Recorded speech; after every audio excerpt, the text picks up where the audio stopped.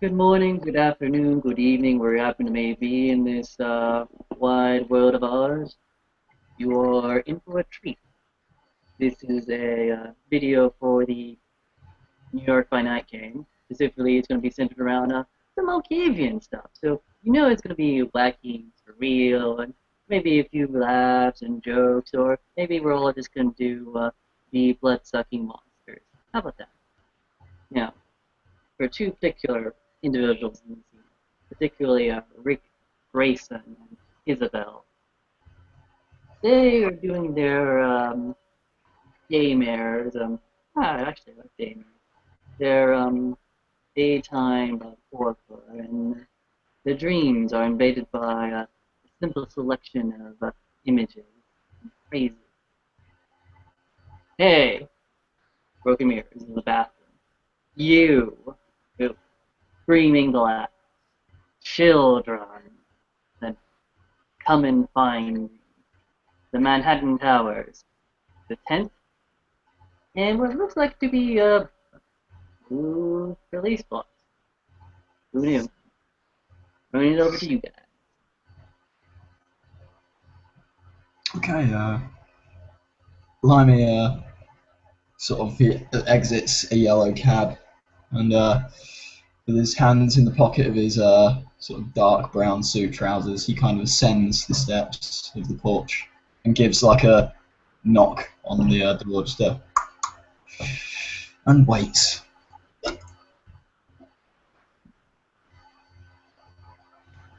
And a few moments later, his knock will be met by Anna, who I believe they've met once before. So when she looks through the peephole, sees that it's him, she'll unlock the latches and swing the door open.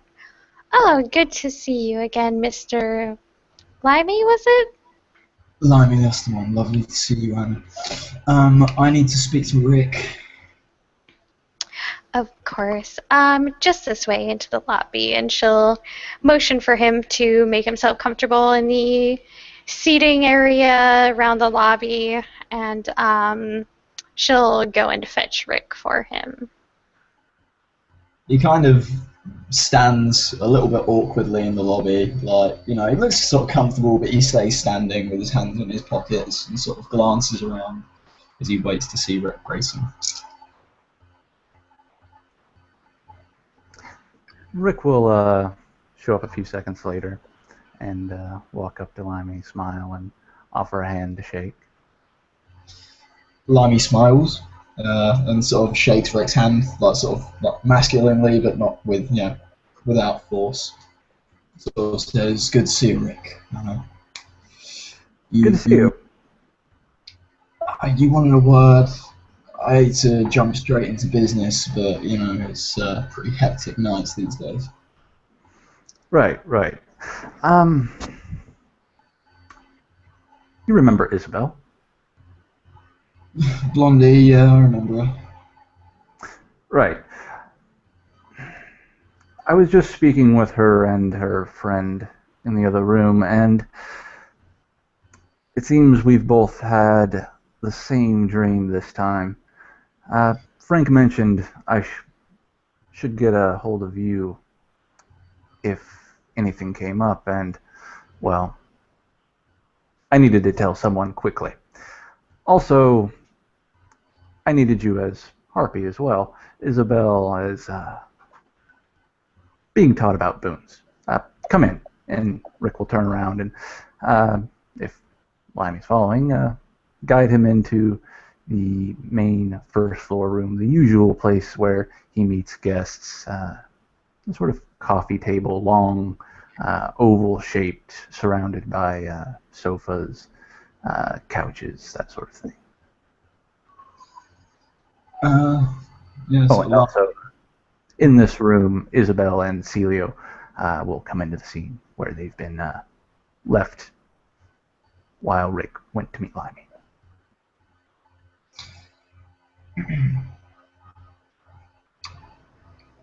Good to see you. Limey will sort of shuffle down into a seat, and then like an armchair. Blondie, Corporate, good to see you.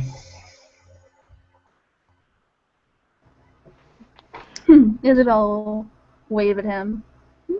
Oh, hi, and she seems to have forgotten his name again, and she'll take a minute.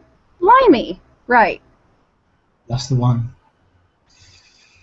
Why was I thinking it was Tiny? She scratched her head. Lemmy kind of shakes his head like, I don't understand, and then says, so you are a boon. Yeah. Frank Green is going to teach me how to speak with animals. She kind of smiled. So, my first boon. Well, it's a worthy boon. Let me see. Yeah. And Rick will chime in at this point as he's sat at whichever point of the table isn't taken yet, and he'll look to Limey. Frank mentioned she ought to speak with you about what she'll owe. He suggested a major boon. Yeah, it would usually be a major boon, because it's not the most common discipline in the world, not that easy to teach. Yeah, I'd say that was a major boon. He looks at Isabel and he says, "Yeah, pretty big boon for a newcomer to take on. How do you reckon you're going to be able to pay it off?" Well, obviously I have a few disciplines of my own. If he wants one of those, I could teach him, she shrugged.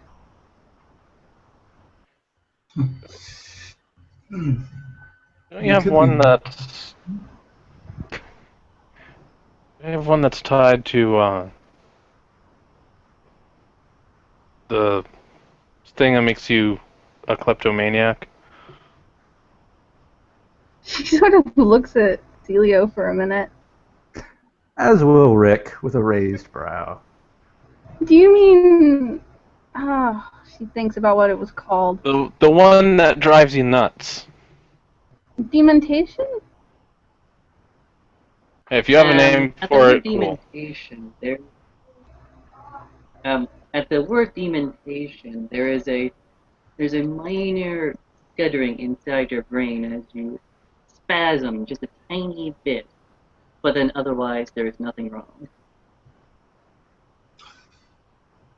Okay, that aside,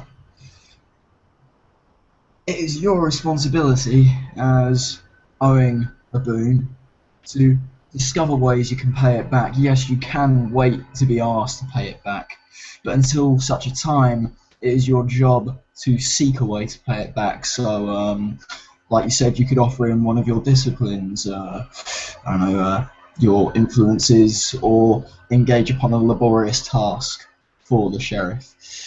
It's poor form to leave yourself owing a boon for too long.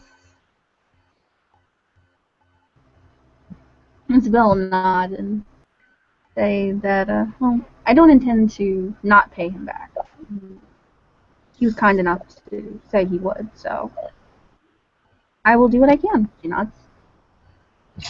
Good girl, Blondie. I know I could count on you.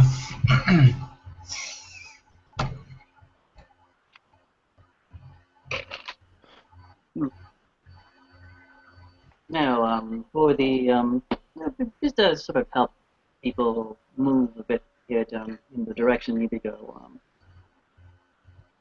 The voice inside of your head, specifically for Isabel, the one that spasm at the mention of their signature discipline, repeats the 10, the 10.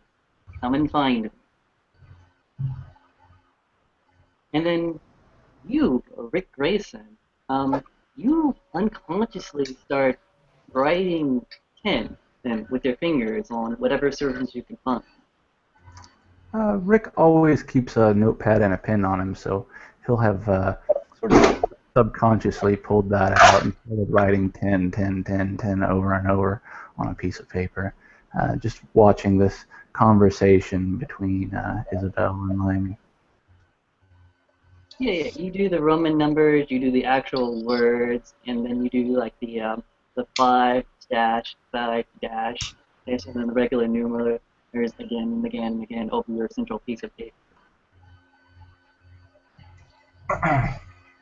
Do I notice this? I take it I don't need to make a roll. You can notice it if you want to. If he's trying to hide it, it's kind of hard to hide. It's almost as if it's almost as if the writing wants it to be known that this is happening. It's like the paper is trying to convince everyone that it's there. Are those numerals? Rick will not respond at first, not even having an idea that Limey is talking at him until there's a sort of silence after the question, and then he like looks to Limey and realizes he's looking at Rick, and then Rick will sort of look confused for a minute, and then glance down, realizing he's holding his pen, and he'll look at the notepad. I suppose it is. And when she sees the 10 on the notepad, she will sort of hold her head in her hands and go, 10? What does that mean? It's a number, it comes after 9. Not what I mean, Limey. She actually snaps at him a little. It's in my head. Rick will look to Isabel. The dream.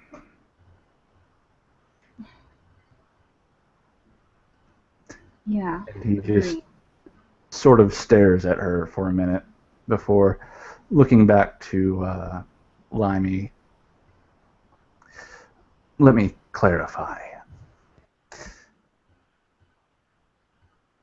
We've had another dream. Well, okay. Has Frank told you about the dreams I've been having?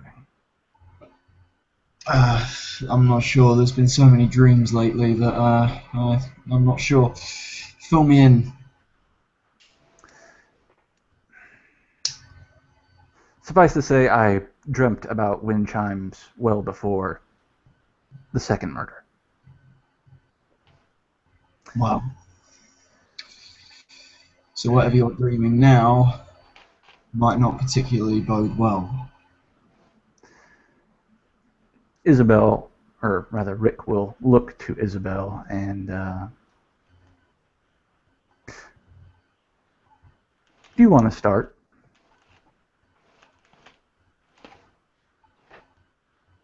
Tell him about the dream we've had together, or she's cancer head? The newest one. Yeah.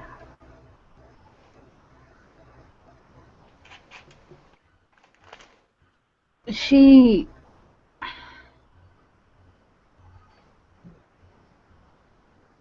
Just to clarify, you mean the one in the chat, right? Sorry. Yes, I do.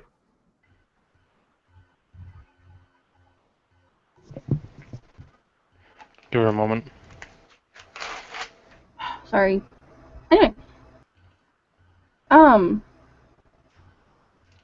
She'll try to explain this as best as she can.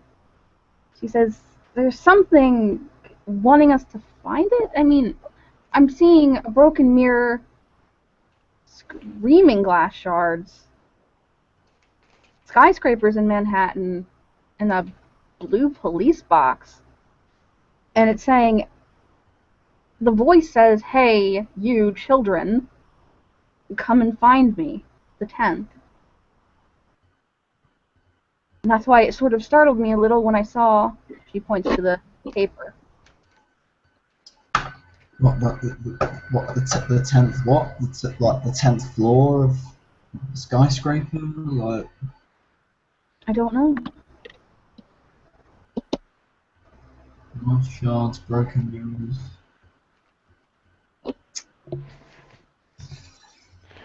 Heavy. Rick will sort of sit up. The mirrors she's talking about, they were in a bathroom. Seeley, is it a public bathroom? You're not quite sure. Or, to be honest, it's sort of more of a vague imagery. It may not have exactly been the glass itself, but maybe it represents it. Okay.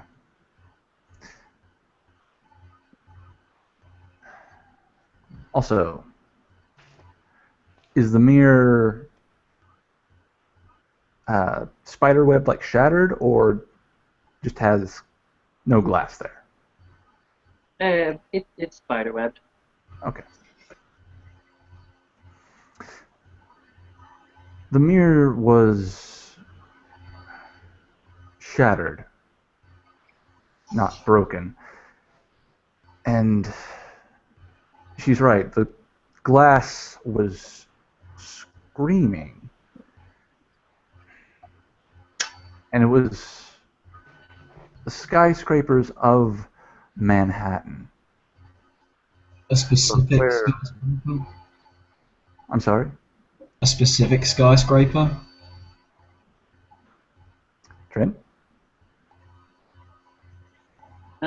Again, it's more ambiguous. It is a very distinct location, but you'd have to do either some research or try to go out and find the exact imprint. Right. So it's more of like a specific vantage point, but I wouldn't know where. Yeah, pretty much. Okay. Rick sort of looks at Limey and shakes his head. I don't know where. It was a certain perspective, but I'm not that familiar. But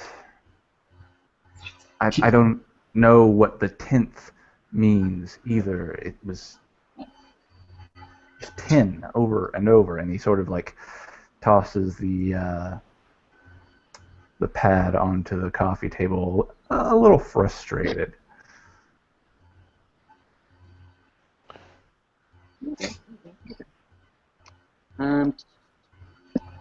Does anyone else want to try to give a little bit of insight into this situation?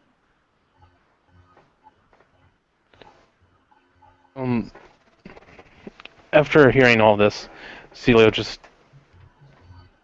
he's just going over the information in his head, and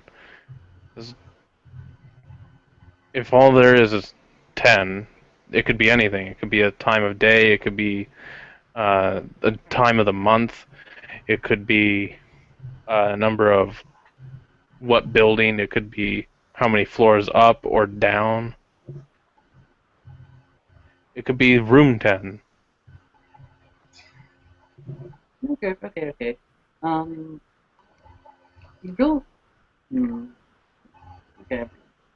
The Malkavians.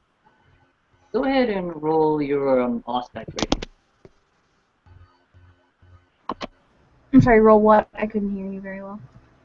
I'm sorry. Roll your aspects rating.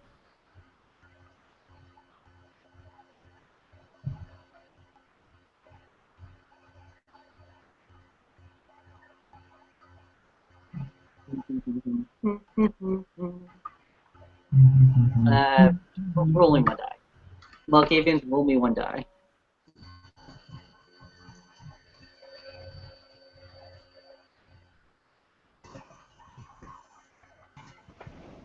Just them or anyone with aspects? Yeah, sure, anyone with aspects.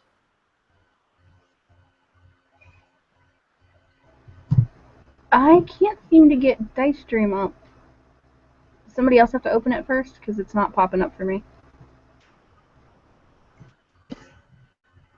It opened for me. Then, Davey, could you go ahead and roll for yourself and then for her? Alright. Want me to roll one die for one dot of aspects, or was it just one dot? One dot for one dot in aspects.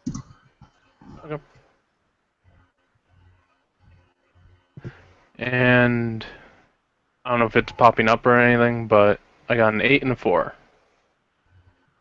Okay, okay. Great. What about yourself?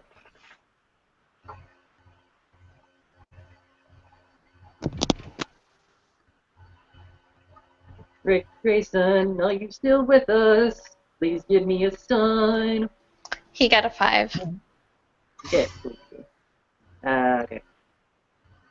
Okay, Mr. 8. Um, something seems between. It's almost as if it was meant for someone else, but you're catching enough of the byproduct that your hand slips onto the TV remote. It clicks on, and it's talking about road construction. There is a newscast on the telly, which is talking about the corruption within City Hall and how the roads are not being well maintained enough. And for some Okay. reason, this is interesting to me. What channel number is it? Uh, who's at 10?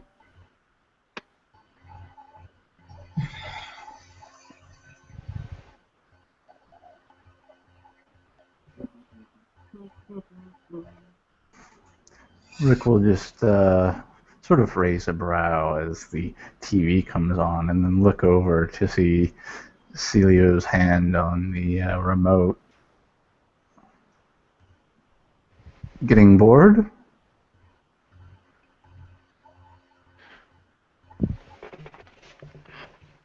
So I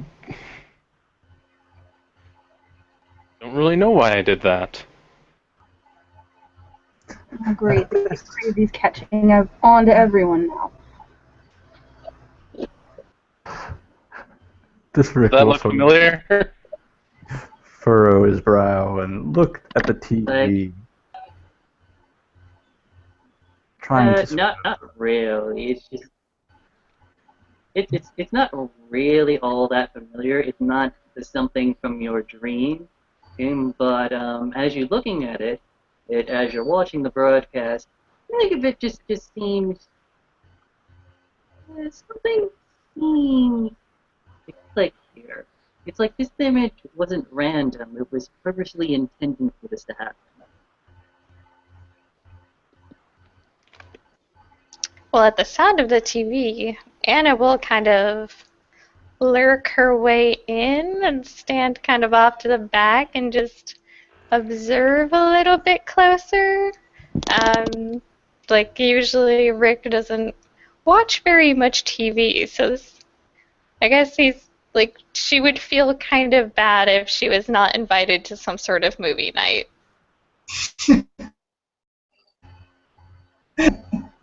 Aw. Okay, could you go with some wits in a cult? Throw me wits in a cult.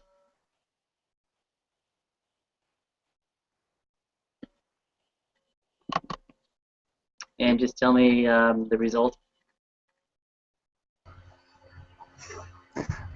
depending on the six or the difficulty, one success. Oh, was that everybody or just Rick? Okay, okay. With one success, you're starting to think that maybe coincidences aren't necessarily coincidences.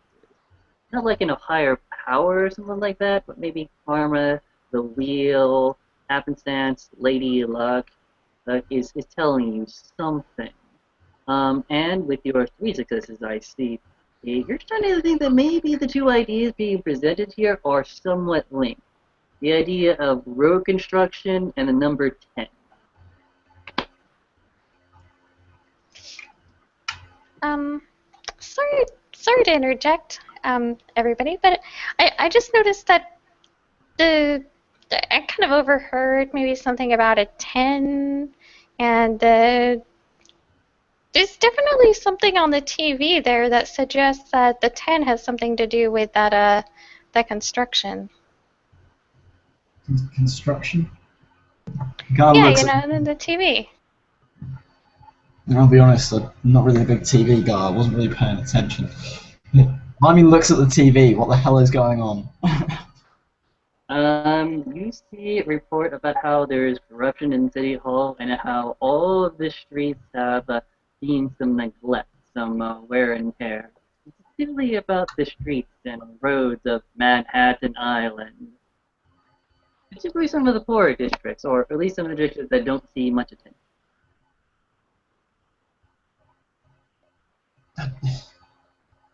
Tenth block, I don't know, tenth skyscraper. I mean, it's skyscrapers, so we're not looking on my turf. I mean, 10th Street, she says. Is there a 10th Street in that area? I don't know. Who here has a map of New York? Oh, Isabel has a phone, a smartphone. She could use Google Maps. Sure, go ahead, do it. it's all in the hundreds. And with a quick enough search, you indeed realize that, yes, there are streets numbered from 1 to 100. And if you go further out of Manhattan to 4 to 150, last time I checked, haven't checked the map recently. But yeah, there is definitely a 10th street, and it is definitely on Manhattan Island. Well, she'll use the Google image search to look at, or maybe there's a thing you can use to look at the area, like on the road. Look around for any skyscrapers. On 10th. You look around, not really getting the right vantage point because of what the band actually does. It just clicks video on ground level.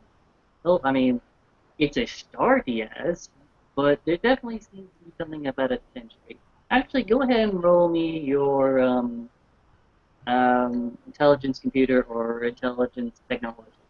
Alright. Let's see how lucky you are. I'm gonna have to have somebody roll it for me since for some reason Dice Stream is not working, but I have so it's 4 dots in computer and 4 dots in intelligence. Oh, we got a little hacker over here. I'll be honest with you. A little bit. Okay. This is going to be a difficult case. It's going to be a difficult age because what apparently you're doing is kind of. Oh, no. Anna's already got it. Good. 2 successes. Okay, okay. I am a good little girl. Yes. Yes, you are a good little girl. A very good little girl. Who's always helpful and participating.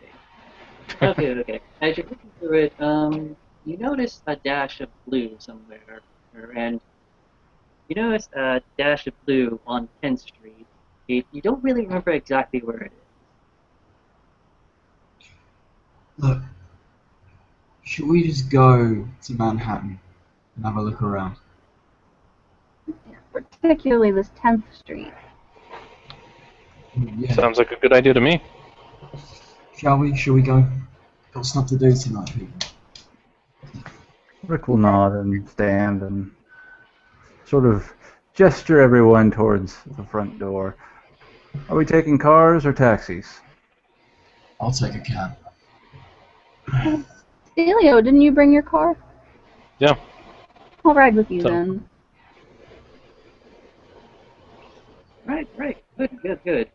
Through your meticulous amounts of ground travel, you are able to easily reach Manhattan and then easily reach the 10th Street, which goes around the not the long ways half, but sort of more down this way. And are you guys going to be looking for anything specifically, or what are we going to do?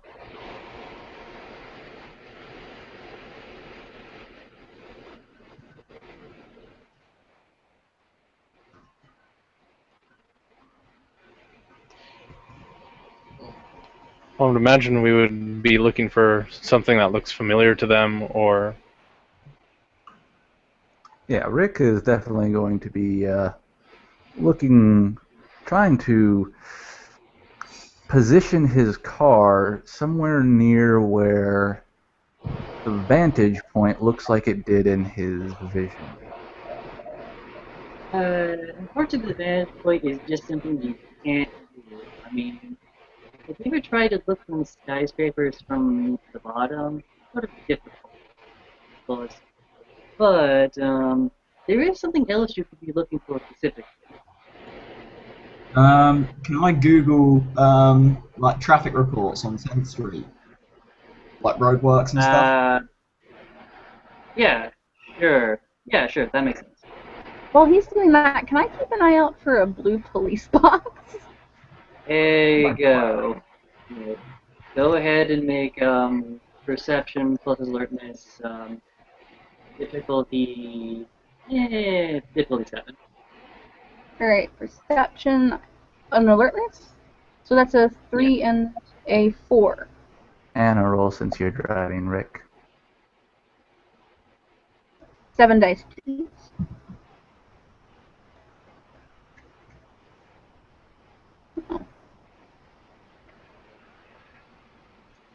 And that's 3 successes.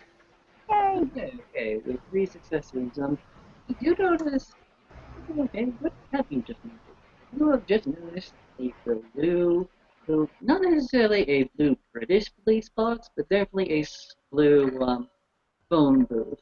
Why there is a phone booth there in this modern day and age, who's to know? But I will point it out to Celio, who's driving. Hey, that's like the dream. And as soon as she points it out, I'll try to. Celia will try to move his car over. I know traffic is really bad, so it may take a little bit of time to get over there, but Yeah. It may take you a couple of minutes, but you're not exactly in a rush or hurry, so you're able to do this fairly confidently. You sort of sit yourself right next to that blue phone booth, and yeah, it's totally there if you guys want to check it out. Rick will have Anna pull the car over as well, seeing them and get out. And I presume they're going towards the police box by the time we park. Isabel Yeah, totally. texting Limey to let him know where they are, since he took a cab. Yeah, of course I did, yeah. He sort of gets the text. Okay, fair enough. You're able to park without too much hassle. Well, unless you guys go inside the police box, it shall ever remain a mystery within your mind. Only your imagination able to conquer and condulate exactly what is inside that thing. Izzo will make the obligatory joke. I wonder if it's bigger on the inside. And walk towards it. A cab pulls up. Limey kind of steps out. So, are we looking at the police box? Our character is that. Are we looking at a police box? Yeah. You are not literally looking at police box, but you're looking at a blue phone book, which might as well be a similar approximation. He kind of looks at it and he says, "These are the police boxes that we used to have in England when I was young. So I don't really know how it's got here." considering they didn't have them in the States. No, you're right. They don't have them in the States. They don't even have them in England anymore. Like I said, this is when I was young, and that's quite a long time ago. Are you guys expecting a call? Ring, ring, ring, ring. Ring, It's ring, actually ring, ring. Ring, Rick ring, will ring, ring. approach the phone booth and open it up, step inside, and pick up the phone. Okay. As you pick up the phone, the door behind you seems to hear a magnetic hum as it seems to feel itself. And if you're looking at the glass, this does not look like regular glass to you. It looks like protective fire bulletproof glass. It may not be able to save you immediately from like a tank round or something, but definitely some small orange fire could definitely bounce off this thing. And as you pick it up, a voice tells you, "Do not parking, if you will. And remember, the valets do not tip well. They're kind of agitated this time of year." Sorry, what did the voice on the phone say? Duat parking. And make sure not to agitate the valets. They can be quite ornery this time of year. Rick will sort of pause, thinking about this question for a minute. Of course.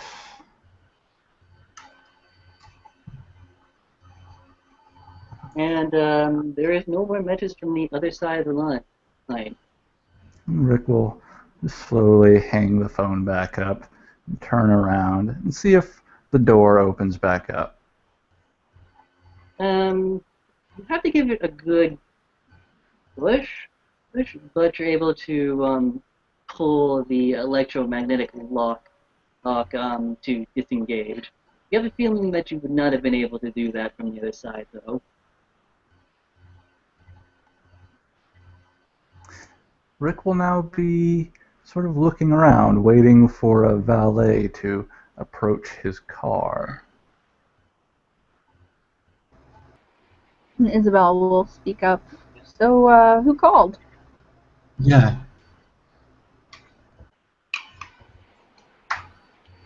Someone asking if I wanted a valet.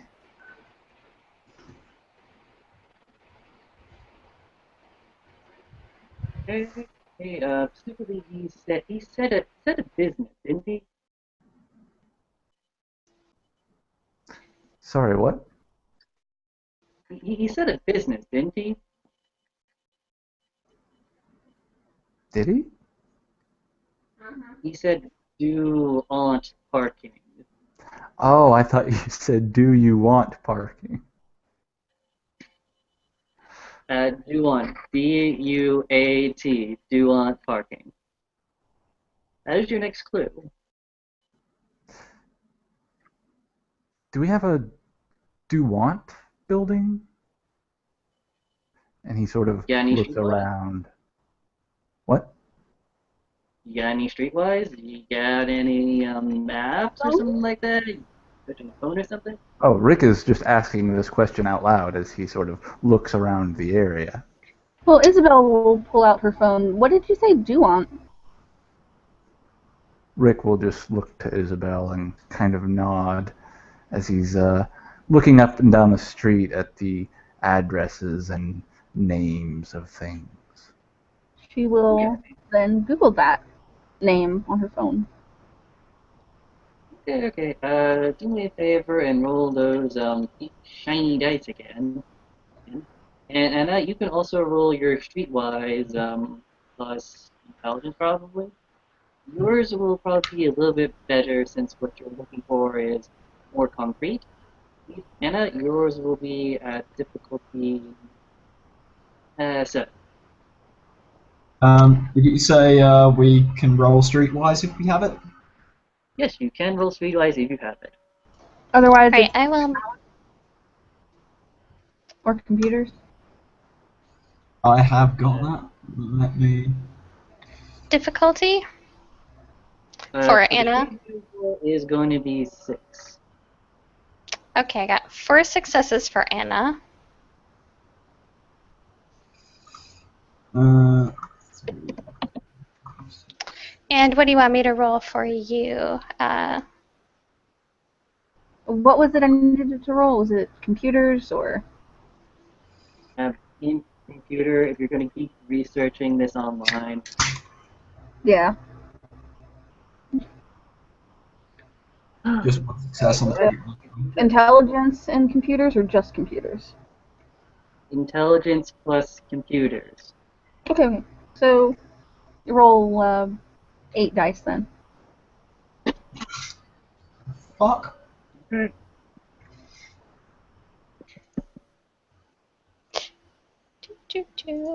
That's 5 successes, so she got 5, I got 4, Lemmy got 1. Okay. Miss Google Poo, your Google Poo notices something about due on parking. Unfortunately, this due on parking has been out of business for the last 100 years or so, which is rather disheartening. saying, last known address, unfeasible, last known phone number, unfeasible, or last known anything. This is an old business. You did not really struck very well. The people with Streetwise, Limey, you got one? At one time or another, there was a streetwide, a do-not parking somewhere on 10th Street. You're not really sure exactly which one it used to be. Anna, you got 3 successes? 4. Oh, well, or fantastic. Hey, you actually know the old address of do want parking.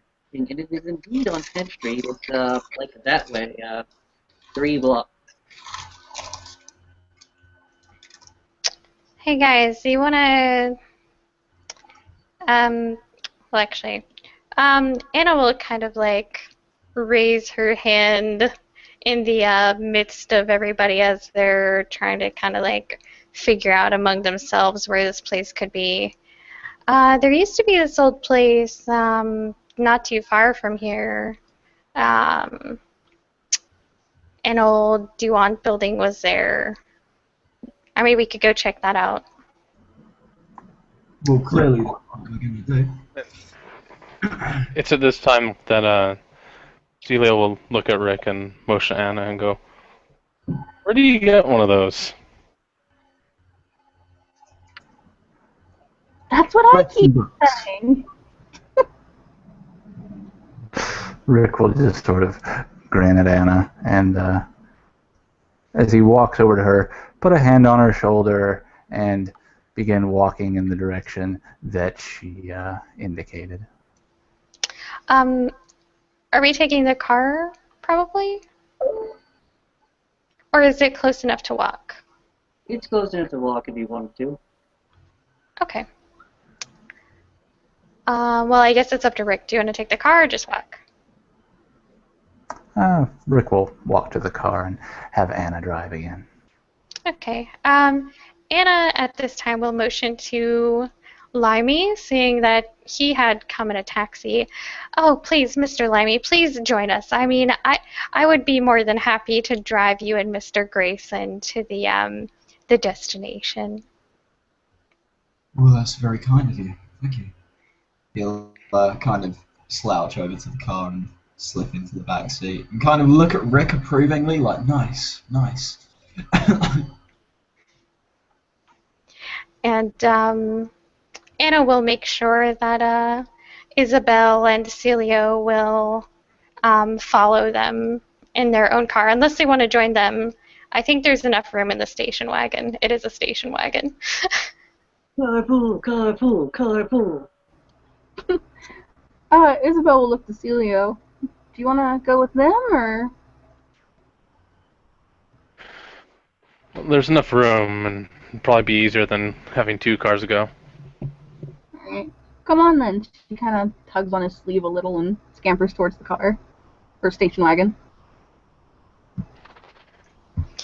Alright, well, Anna being almost like this, like one of those moms that carpools all her children to soccer practice, all happily and proud, will sit behind the steering wheel and proceed to drive toward the old address of the Duat building.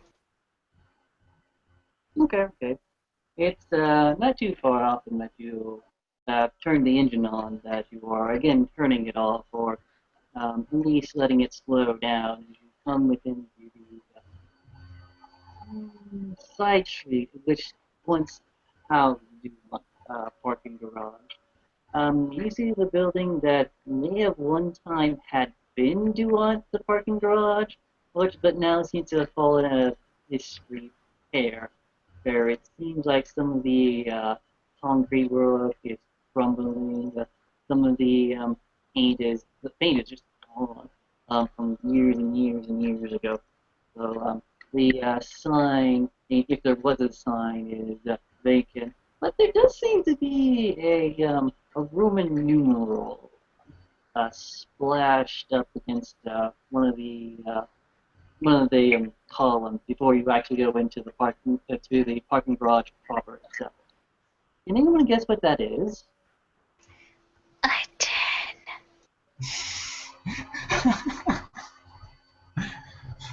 Yeah, guessing. Okay, good job, sirs and ma'am. The actual entranceway has unfortunately seen a terrible accident. And the concrete, like I said, that had been crumbling, has fallen into where you would normally just drive on in and find a parking space. Okay, perception. Look for a way in, a side entrance, or like a walkway in, or something like that. Sure. Sure, difficulty 7. Or can I roll streetwise because there might be a pedestrian walkway inside? Sure, just as good. In fact, I'll give you a difficulty 6 for that. That could give me a what? Sorry. I'll give you a difficulty 6 for that. Oh, thanks. 1, 2, 3, 4, 5, 6.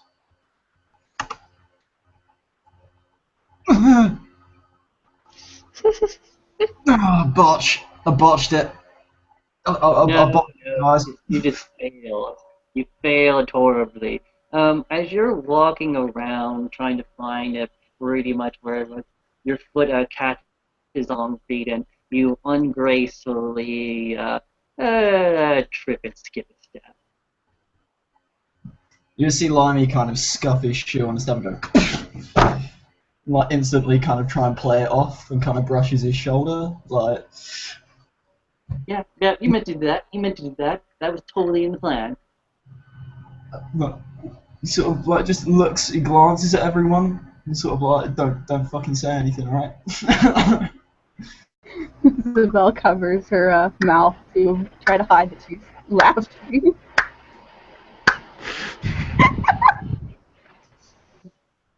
And at him clapping, she can't hold it back. Okay. Limey, could you go ahead and do me a get self-control, right? I'm gonna frenzy for that. That's fair, Like, okay. you can choose the frenzy, or I can give you the roll. I'll take the roll, thanks. There we go. Roll your self-control at difficulty 4. It's pretty embarrassing, but it's not I'm going to kill you embarrassing. Okay, I passed with flying colours. That's 3 Fantastic. successes. But he does, he shoots a glance at, probably, I don't know, who's laughing, yeah, Isabel. Sorry, I've kind of got to play it out. And it's not a dread gaze, it's not a presence power, but he looks at her and this kind of thunderous look kind of passes across his face, like, he just gives her the eye for a moment and then just shakes his head and turns around and lights a cigarette and, you know, tries to sort of brush himself off because he doesn't like to lose his temper in public, but he's sort of, you know, these are the reasons we shouldn't make fun of Brugia. Isabel will have wanted to out Celio as being the one who clapped, so he should be glared at. But instead, she'll actually walk over to Limey and say, "Hey, you okay?" Yeah, I'm fine, thank you. Kind of scoots away a little. She's heard about Bruja and their temper, so she doesn't want to get killed. It's alright, he's not all that. No, but he sort of looks at her and he sort of like, he calms down a little bit. He's like, yeah, thank you. I'm very sorry. That wasn't very cool. Cheers, Blondie. He sort of like smokes a cigarette and kind of slouches into himself a little bit and leans against the wall. Right. Cool. No, and unless someone else comes up with something brilliant, then the cave-in entrance is theoretically passable. You just have to climb over some stuff, jump. Oh, we can climb over it? Damn. Celia will just walk right on over and start climbing over. Okay, give me strength athletics. It's not going to be a terribly difficult roll, just don't botch it. You said strength and athletics? Yep.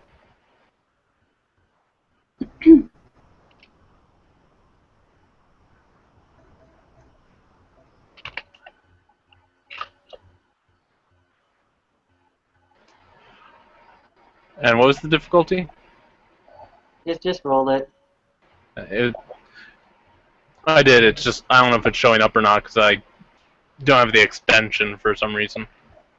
But I got 2 and a 5. So if it's normal, then it's a failure, but not a botch.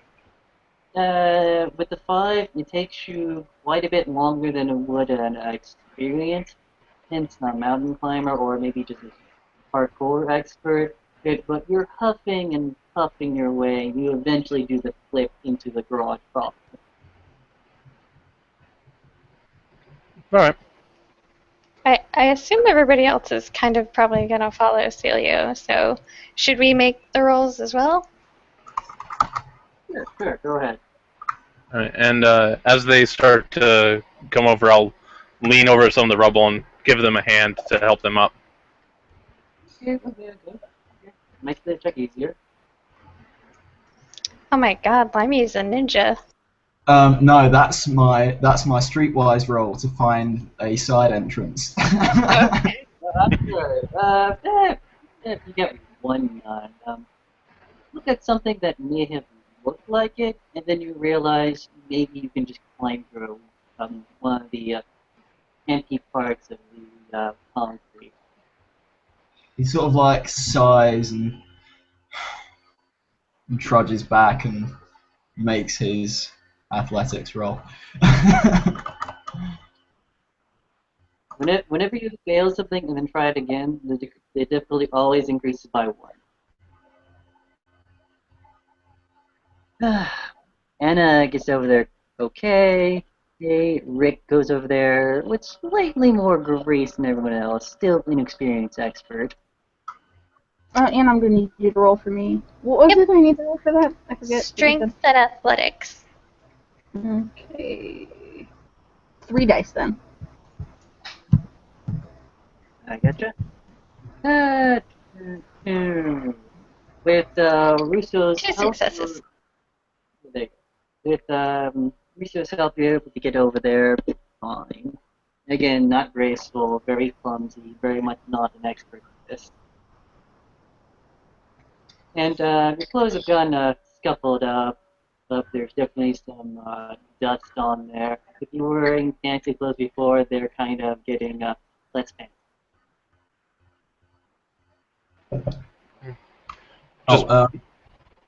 Throw off you, mate. Lammy, you are fine, good sir. And don't forget your potence always adds to strength. Yeah. Potence 1. Wow, no one here has athletics? I'm disappointed. Oh, actually, I don't have athletics. I was just rolling my strength stat. I know. It's cool. Okay. Oh. While you're in the garage, it's definitely have you ever seen old mining lamps before? Yeah. I'm gonna go ahead and assuming that people are real life, will say, no, I have not seen mining lamps because I am not a miner. I do not mine coal. Academics roll? Overhead, you see what looks like to be a little electric light hanging, and then being spun off into further down into the parking lot itself, and then skirting over down again to another light, and then another light. All of them swinging a tiny bit due to drafts, whistling distillation, and minor tremors in the earth. Yeah, because you know there was an earthquake here not that long ago, actually. Maybe some of the aftershocks are kicking in a bit. But again, they are electric lights. And they are on, showing you a path. Rick will sort of tense up visibly when he sees that the lights are on, and he'll mention as much, sort of gesturing to the hanging light.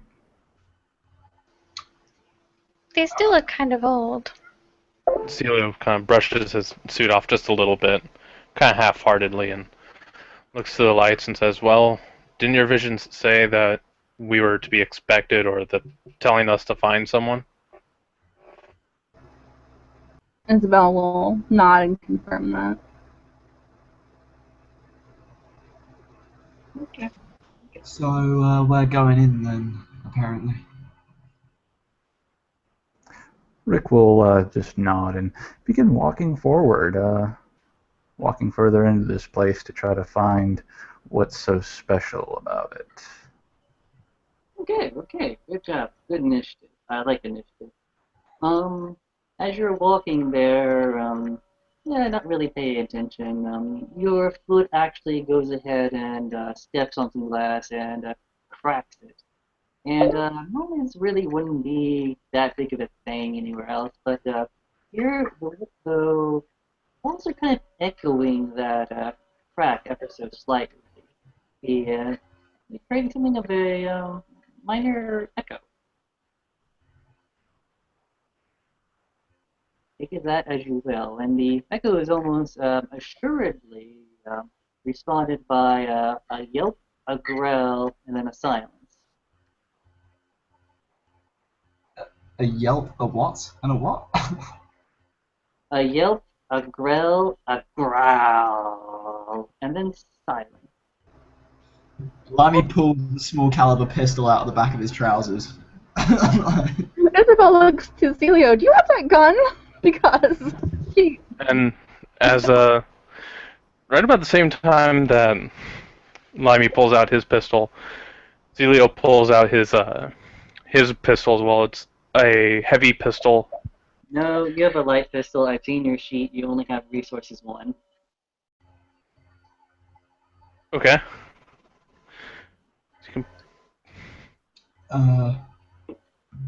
Because he was also an ex-CEO. Most of his stuff carried over from that. You're a CEO with a light revolver. Okay. Not the weirdest thing I've ever heard. I said ex. Ex-CEO. That's business. Anyways, Yeah. so the howling, the barking, the growling was further into the parking tunnel. Limey sort of cocks the little Colt 25 that he's got in his hand. It's like a little pocket pistol, and he sort of I don't know, looks around and sort of nervously. Okay. As you guys are walking, I assume you're still walking. Yeah. You'll see what looks like broken down vehicles of mitigating repair damage, retro styling, and what have you. And in fact, you see an old model car that suspiciously looks like a Model T, but totally isn't a Model T. If you know what I mean.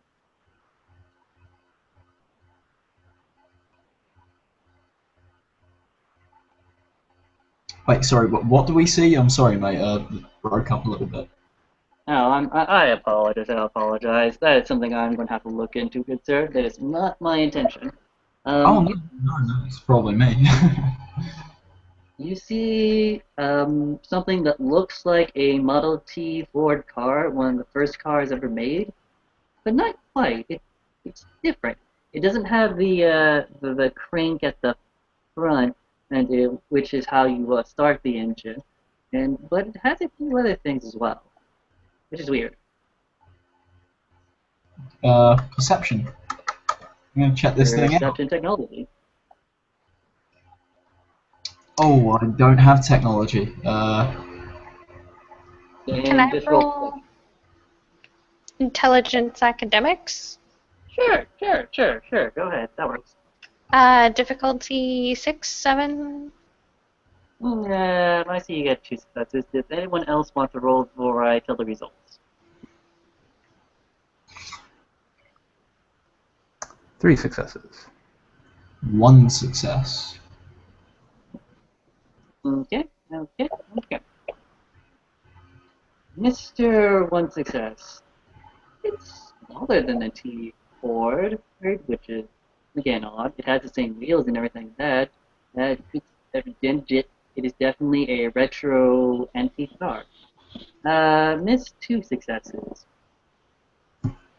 That thing doesn't necessarily have a steering wheel. It has something you would pull and crush. It's like a 2-bar system, which is, again, unusual. Mr. 3 successes. You did something nice. Um, the Model T was not actually the first car ever made. It was definitely the first car powered by gasoline, but in fact there was an electric car that was manufactured. It ran off of DC. Yes, it was battery powered. Right? It was essentially a glorified go-kart. But remember, one of the first cars was indeed electric, and you're looking at one. How do they have this? And Rick just sort of approaches it, staying about a foot or so away as he just sort of walks around it, looking at it, almost marveling. Okay. Can't really say too much that's beyond that. It is definitely a prized treasure here. It seems to be what it's doing here in a disheveled state. It's almost a crime, you could say. It certainly belongs in a museum, or like Eddie would say, it belongs at a museum. Um, but yeah, around the car there is some articles of clothing, looks like a scarf or a hat or something. But it doesn't look like it's been touched in, well, years, in fact. Well, centuries, more specifically.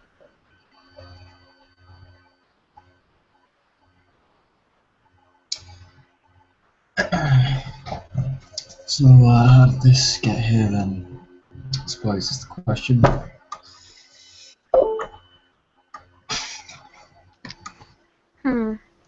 I don't know, these controls where the steering wheel should be seem strange. It had to have been here before the place got closed off. Do we see I don't any? know how it got here in the first place, though. These things, they shouldn't even exist. This is even older than the Model T. And Rick will then sort of kind of spin around towards the direction that they were walking before. Are they in some kind of tunnel or something? Some kind of. You're in a parking lot, a garage parking lot, a purely cement. Yes, further down the way where the lights are, it does look like it seems to be dipped down and turned a bit, but yeah, it's up to you to decide where you're going, whether heaven or hell awaits you.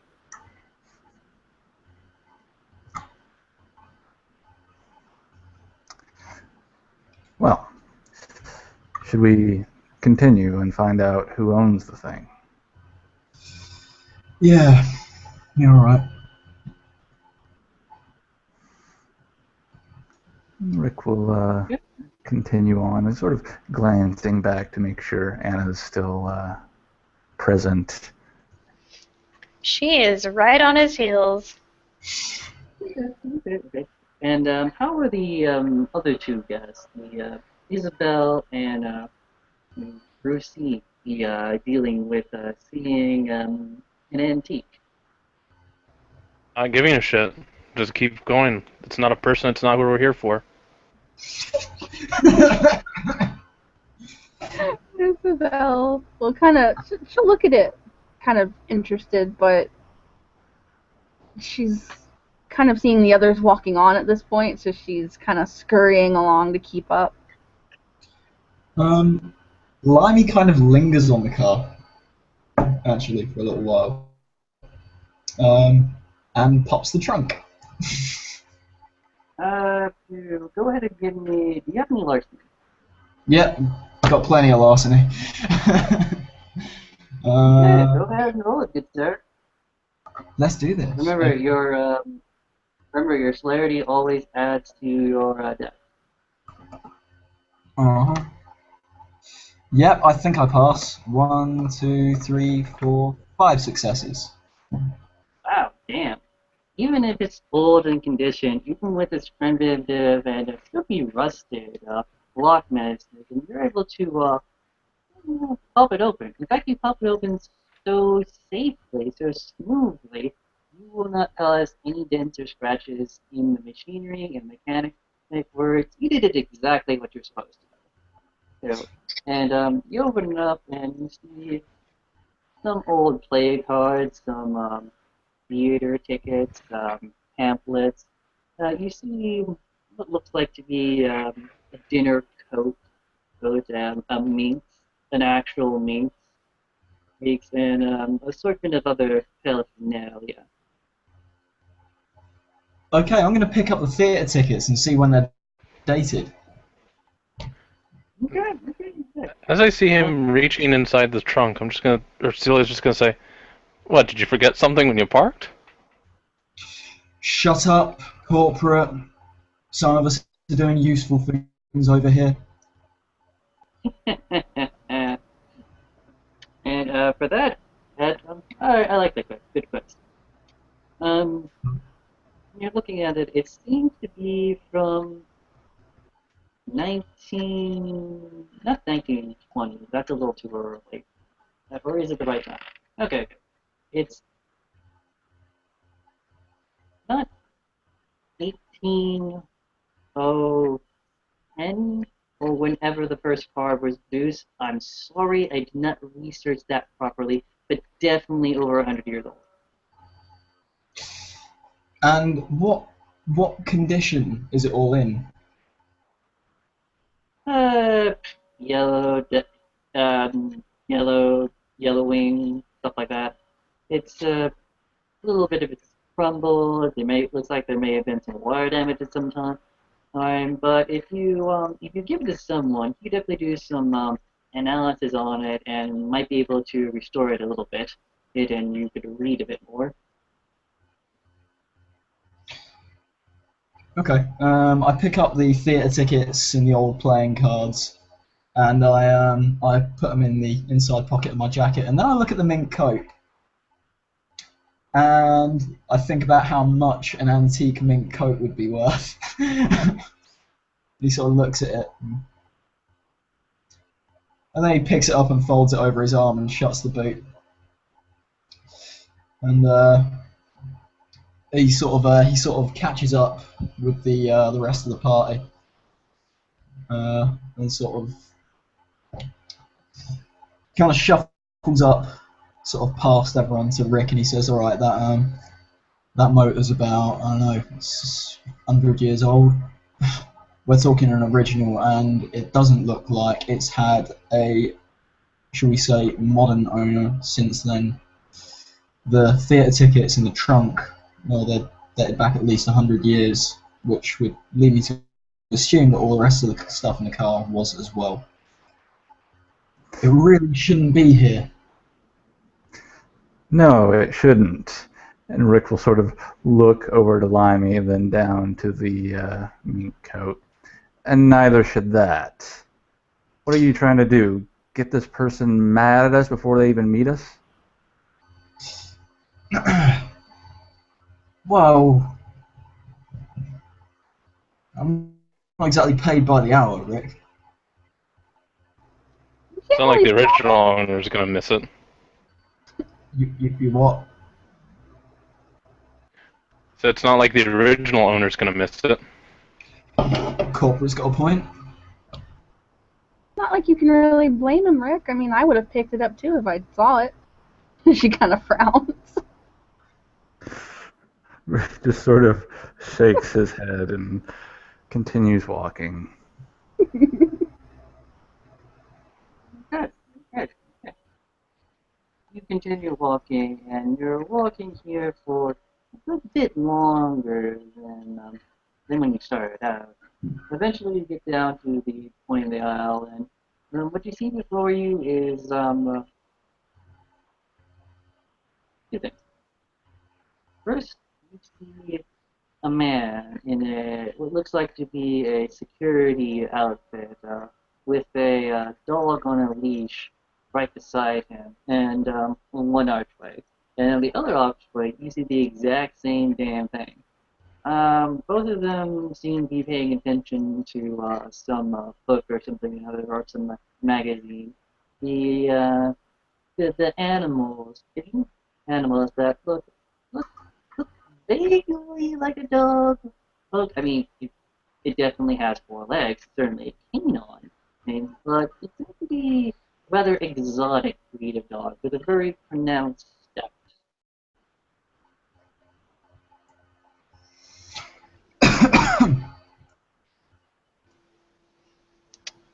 Well, this isn't weird. Rick will approach the two. You said there were two security guards? Yeah. One on one archway, one on the other archway. Rick will approach them and sort of glance from one to the other. And, hello, Rick Grayson. I believe we were beckoned. The security guard that you're talking to flips his eyes up right above his paper, puts his eyes down.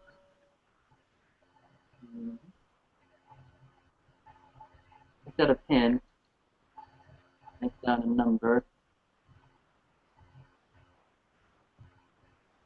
Mm-hmm.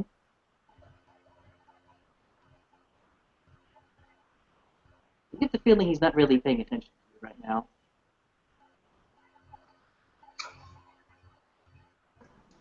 Rick will sort of raise a brow and look to the other security guard. Is he doing the same thing? He's doing much the same thing. Not exactly the same thing, because that would be just crazy. He's looking at his paper, here, flipping his pages, got a magazine out, got, he got he got car magazine. But inside the car magazine is a nudie magazine, so you know he's on the job. Rick will see this sort of situation as kind of suspicious. They didn't come all this way to meet two random guys in security outfits who ignore them, so he immediately thinks that this is some kind of puzzle or riddle, and he begins looking around the scene for things that seem anomalous. Anonymous, you say. Go ahead and roll me, question. Do they have the enigmas in this system? No. Investigation. Sure. Go ahead and roll your investigation. Intelligence or perception? Perception or intelligence, whichever one's higher. Whichever one's higher, you said? Yeah. Okay. While he's rolling, can Anna kind of like not too forward, but kind of like slap her hand on the top of the I don't know if there's some sort of security desk or something there. Kind of like slap her hand on top of it. Excuse me, Mr. Grayson is here about somebody. Somebody called him, and I do not like Mr. Grayson to be late for his appointments.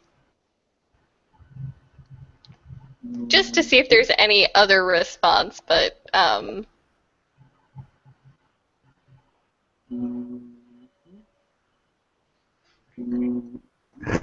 Rick, The dog next to the man that you just did this to growls, looked at you, and then goes back to sleeping at the man's foot.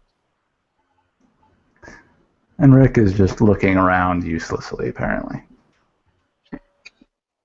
What are they guarding? He's like, as far as you can tell, they're just sitting at an archway that leads further down into the parking garage. The parking garage takes a slight turn to go this way and down, then this way. Limey kind of, sort of just. I'm gonna make a stealth roll, if that's okay, to sort of try and get past the guards without them noticing. I know that sounds stupid, but like. Yeah, go ahead. One. Difficulty. I'm really saying difficulty because well, I don't think you even need it. I don't think you even need it. You pretty much, you know how James Bond times his movements to be exactly where the guards aren't looking at? Uh-huh. You're one of those.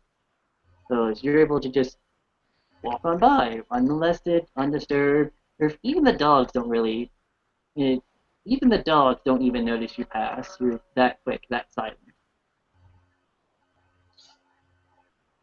He kind of, I don't know, sort of when he's there, just kind of stands there, and he's like, looks at Grayson and raises an eyebrow, like, your move, Grayson. Like, what are we doing here? Like,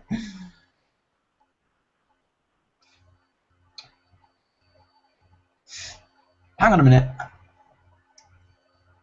I pick a coin out of my pocket and back myself up against a wall where they're not going to be able to see me, and then flip a coin, like just down the passage, just so it rings. One of the dogs growls a bit. It goes to check the noise. He's after check the noise, seeing nothing there, smells the place a bit, trots on back to its master, gets right down on his legs again. At this point, he kind of pops his head out from behind the pillar and he just sort of goes, fuck it, they don't care, let's just walk past. yeah, presumably with 2 rolls, and I rolled my I rolled my perception and investigation.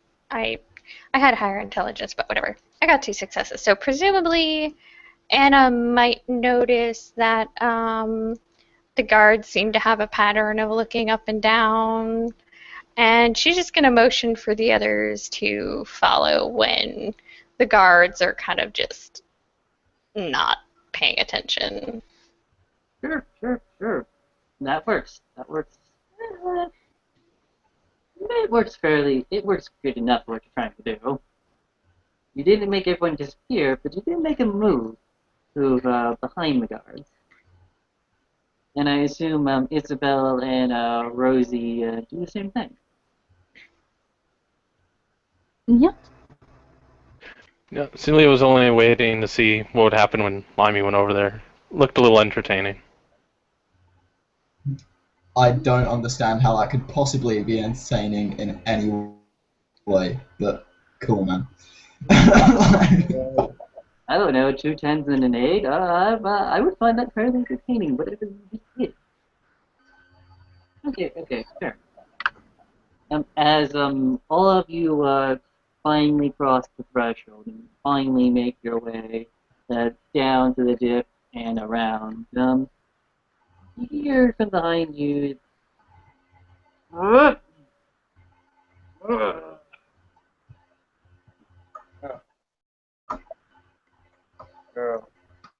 Dog barks slightly. Time to go to work.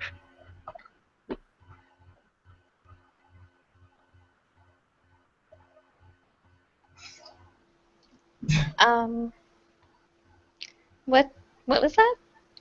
I don't understand. One of the guards said, "Time to go to work." Stealth And roll. you could totally keep walking down this way if you wanted to. Totally not a problem. You should totally do it. So confused. Yeah, I I don't understand. Anna's going to turn around once she hears this because she is afraid that the guards, now that they've gone past, are going to come up behind them. And she's actually going to put her hand on probably like a light pistol at her belt, which has been concealed. And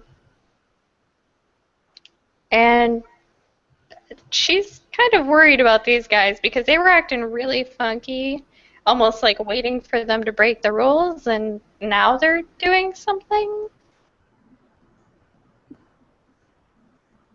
Okay, fair enough. What is the actions of the party in general? Are you continuing? Are you stopping? Are you going back? Oh,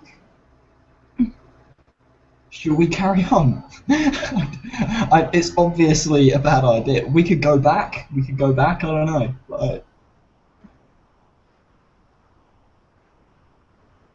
I'm gonna sneak ahead.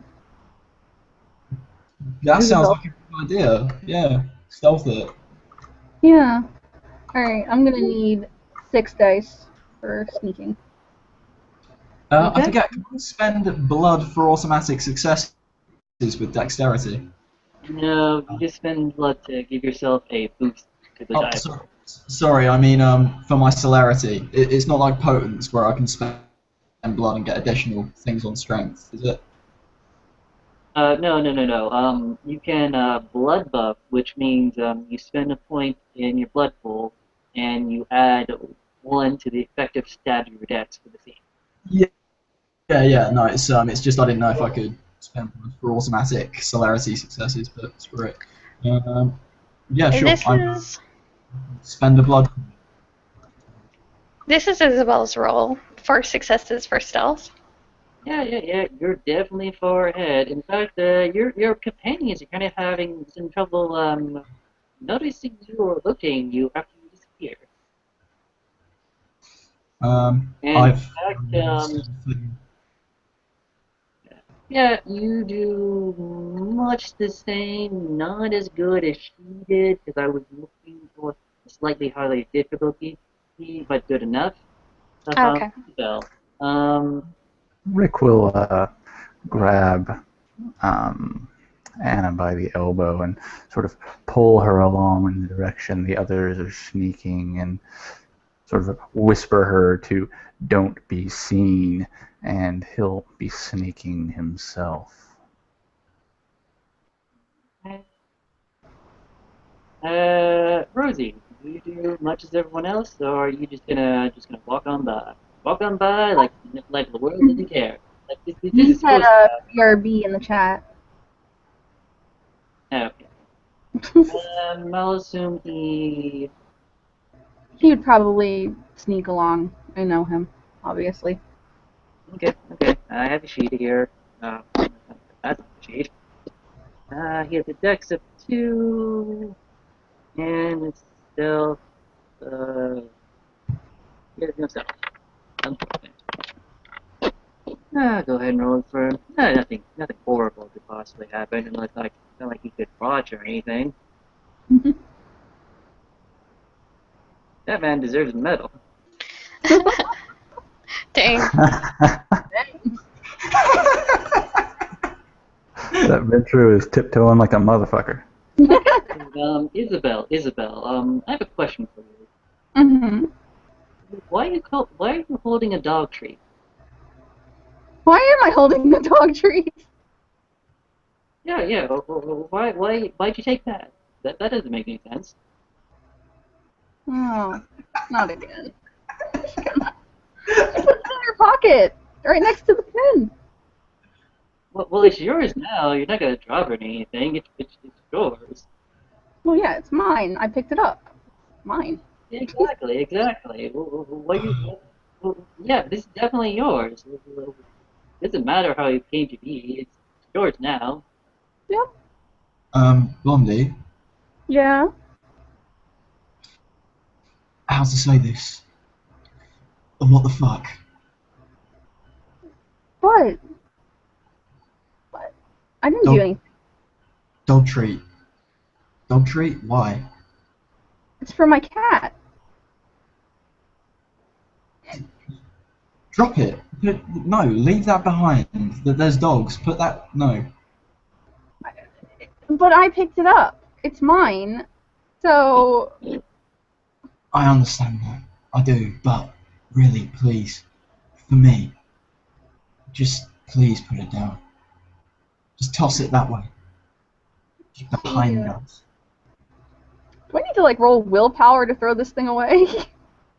Let me roll me a charisma plus persuasion or expression because you're trying to get this Malkavian to stop being insane. And Isabel, if you just want to ignore your kleptomania for a scene, you spend a willpower point. And for the rest of the scene, you're no longer a kleptomaniac. Act normal. 3 successes on my charisma roll. I'll leave the kleptomania for the rest of the scene, and I'll just. What did he get? 3 successes? What do I have to roll to resist that, or can I just, be convinced? Yeah, you can. You spend it, and then you're just convinced. Okay. Okay, awesome. Good job. Otherwise, bad things would have happened. Yeah, I figured. I mean, so she'll turn and reluctantly toss it down the hallway towards where the dogs were, and just kind of pout a little and. He kind of gives her a light kind of pat on the arm, and he sort of says, "Thank you, I appreciate it." Then sort of as he turns away, anybody who's looking might see him kind of roll his eyes. Sort of,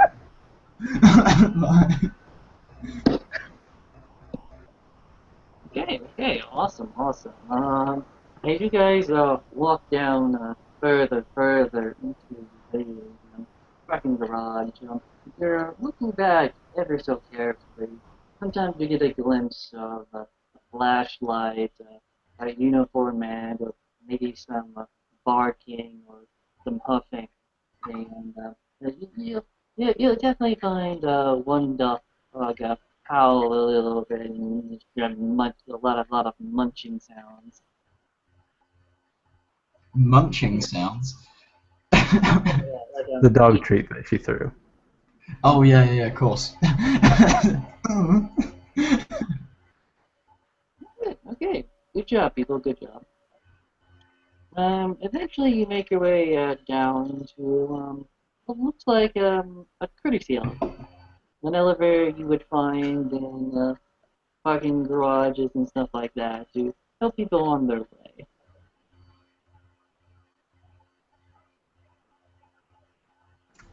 Rick will go to the elevator and sort of check it out and see if there's any weird floor listings on it. Like, for instance, if it goes down instead of up.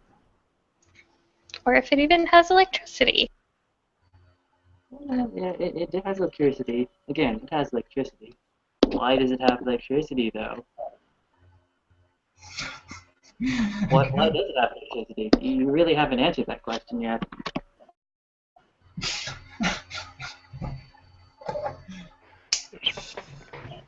I'm just gonna go on a limb and say Again, there's a generator somewhere.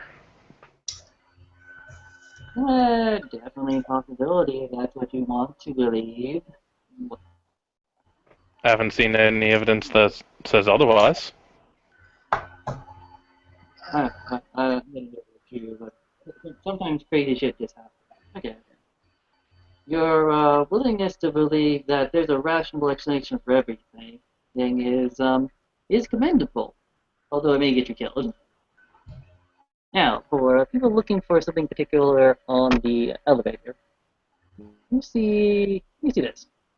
Not this particularly. This is just a rough sketch of what I'm showing you. I see a This penis. Oh my god!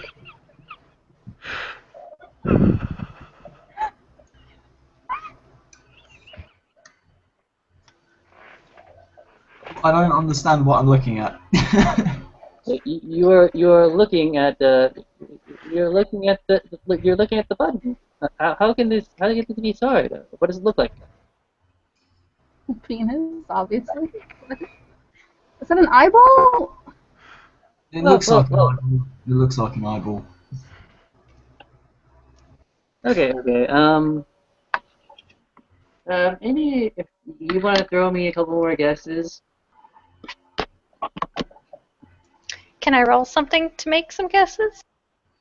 you can roll academics.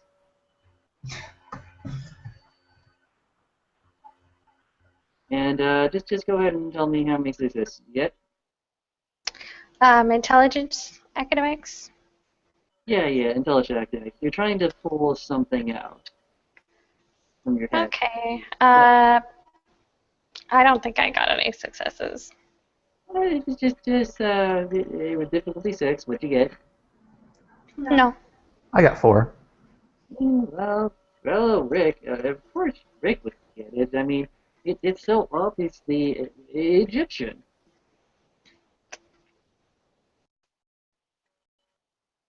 I just showed you something, and your mind immediately went to it's Egyptian. Rick will raise a brow at this symbol on the elevator and glance at the others. Why are there Egyptian markings in this elevator? Isabel. Just kind of look around. We entered a blue box, and now we're seeing all this weird history stuff out of time and place. Either we're in an episode of Doctor Who, or, well, I've got nothing else. Kind of just shrugs. Does anybody know what those markings mean? Rick, you got 4 successes, right? I have what? You got 4 successes there, right? Yeah. Okay. Now, the symbols you see before you are a little bit hard to differentiate, but because of how obvious it is, it has the crook and the flail. It has the a teeth crown. It has the ostrich feathers. It has a fish. You're definitely getting that this is a symbol for Osiris.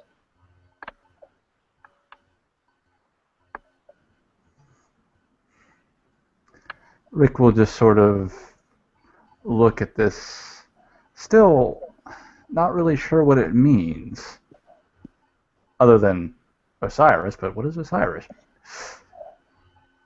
Like the god of the dead. Well, yes, but Rick doesn't know the significance of that. Oh, Wait, it's the God of the Dead. That's Anubis, isn't it? Sorry. well, you definitely can extrapolate that Anubis is the guardian of the dead. More specifically, he has the head of a jackal.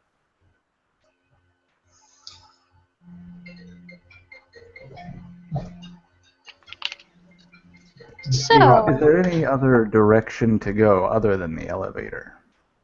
Or does the whole sort of tunnel sort of culminate into elevator at the end? How to explain this? Have you ever been in a parking garage before? Yep. It's that kind of setup. Okay. So, are we on the bottom floor presently? I don't know. Are you on the bottom floor? Do you have any way of attesting that is the right or correct response? I think we should just take the elevator. I mean, it's right here.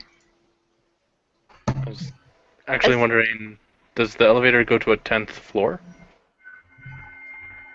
You're not in the elevator yet, so I really can't tell you whether you're right or wrong. Sorry, be right back, guys. Got to take this call. No problem.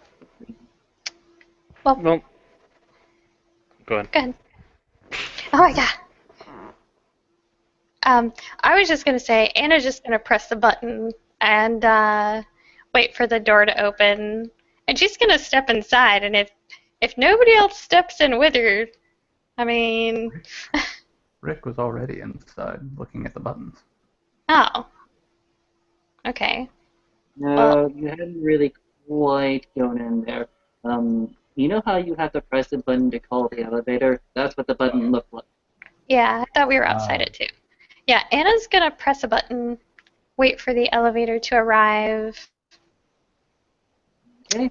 and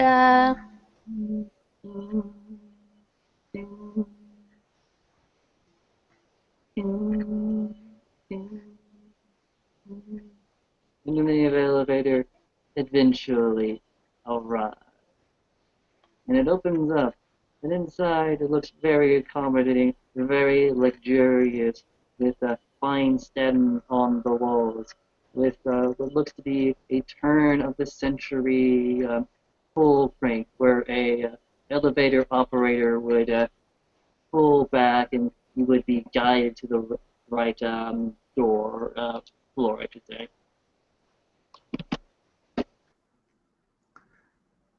Rick will step in and sort of look around the elevator. Fantastic. As you look inside, you see a couple more figures. You will see this figure. This figure that looks like a bird. And then you will also see this figure there, along with this figure you saw outside. You see those three figures.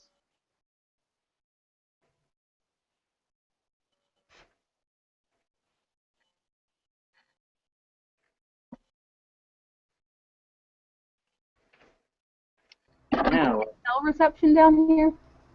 no, you don't get any cell reception down here. You're in a lot of concrete. Yeah. Hmm, that was my only idea. Never mind. um, Where we at? we've You're called the elevator. You rang. Yes. Yep. A couple of us are inside it, and Anna is okay. So the buttons inside of the elevator, are they actually the symbols? yes, they are the symbol. Each of this is one symbol. And they're buttons that we can push. Yes, they're buttons you can push. Oh God, I know they mean something. Loads of clever people to do this.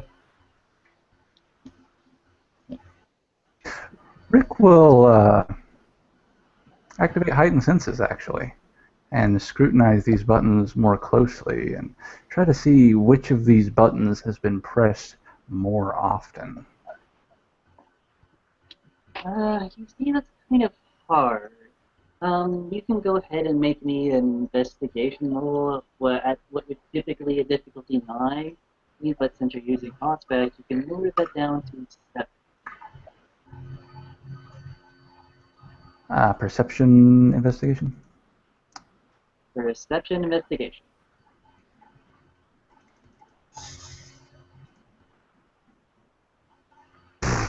Nope.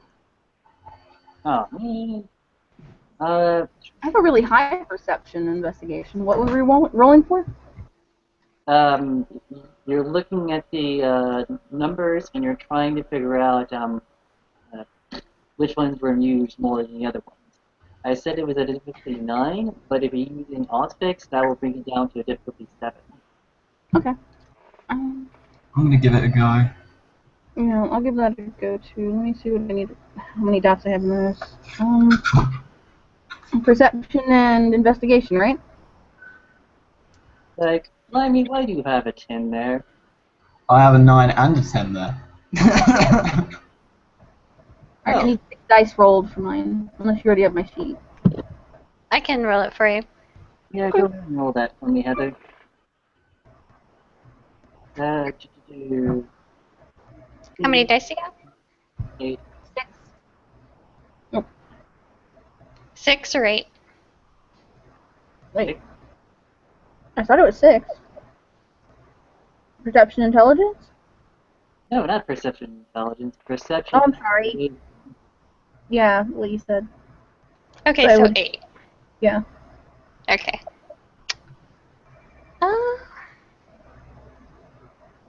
And are you activating Auspex? Yep. Okay, well, 2 successes. Okay. Limey and Isabel, you're able to kind of look at it.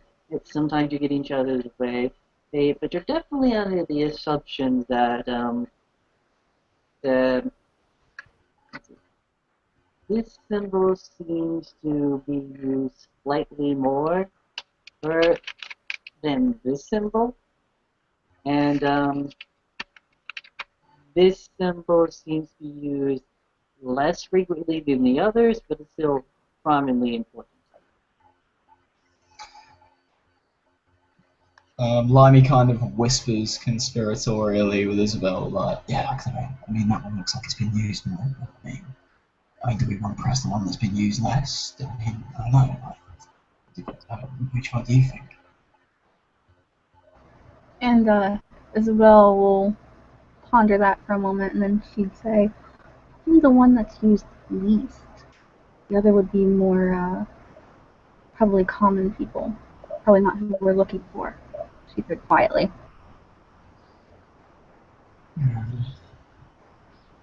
We're gonna go for the just so we're sure.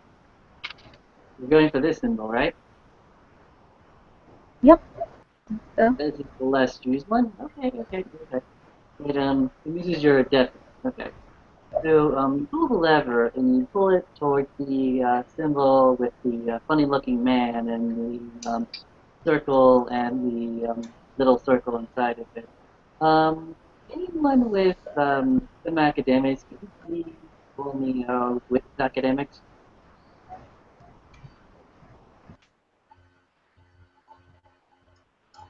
Difficulty base?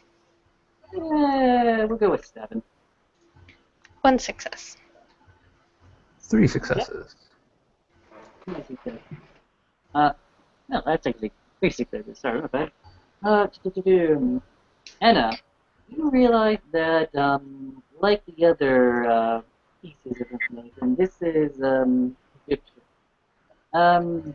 Rick, specifically, you realize that this is a description for Ra, the sun god, and you're moving up really fast.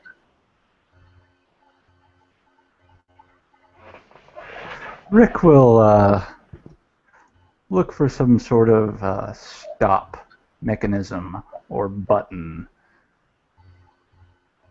Okay.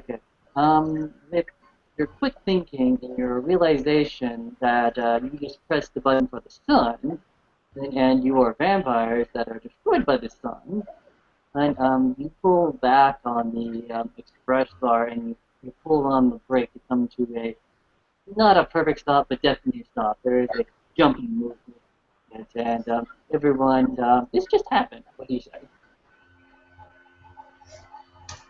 Rick will motion to the symbol that was pressed. That's the sun. Well, maybe you could have told us that before, Rick. Yeah.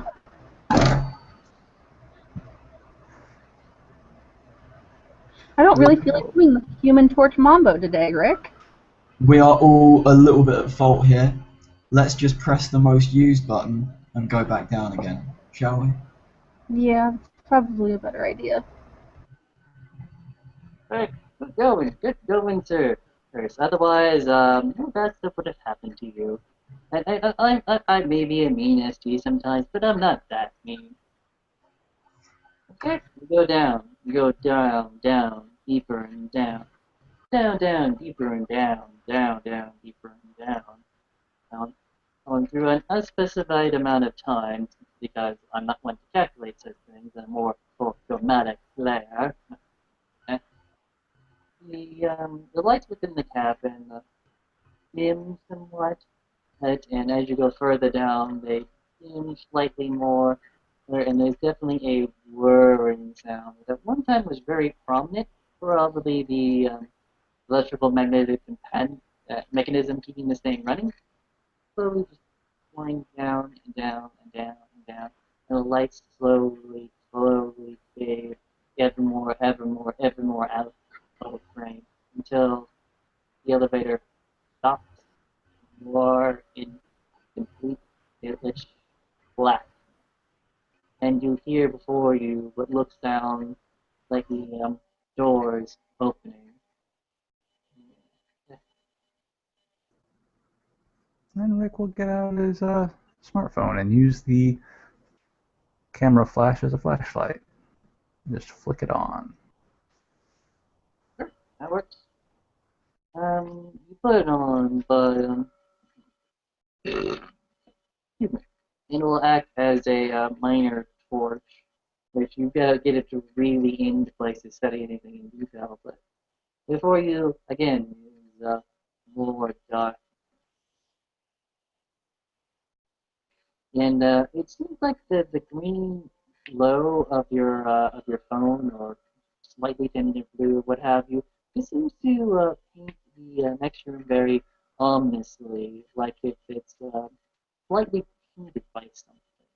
Like there's a little bit of um, dust and clutter within the air that keeps picking up on the phone signal.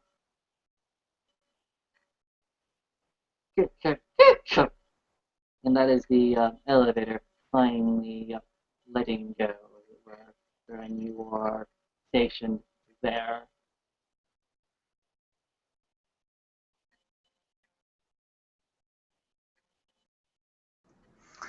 Rick will step out of the elevator and sort of shine the flashlight around the landing there to try to get a sense of what sort of space they're in.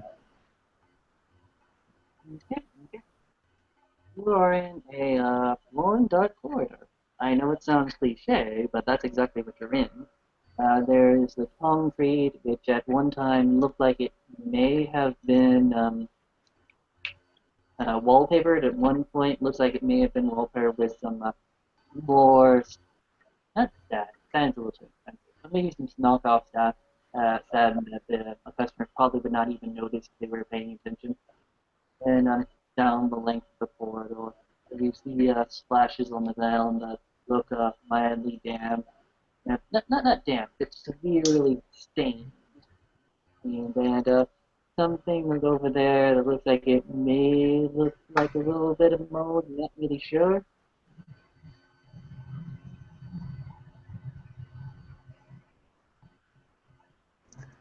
Sorry, what was that last part? May look what?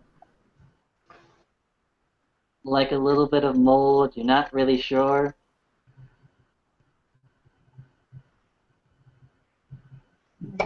And right above you, you see what look like a tiny little, not lights, because light would give more off more illumination. It look like little points. Every time you shine your light up there, something it reflects off something and bounces back into your eye. Rick will see this and begin walking towards whatever this reflective thing is. on the ceiling, like I said. I mean, you can go to the spot underneath it, I guess. It's kind of like all over it, like little specks here and there. And the more you look at it, the more you get the impression that you're outside somehow. Not really sure why. You know that you're in a dark, damp place in the middle of Earth, probably. But as you look up, it's like you're looking at something with the outside, if you know what I mean.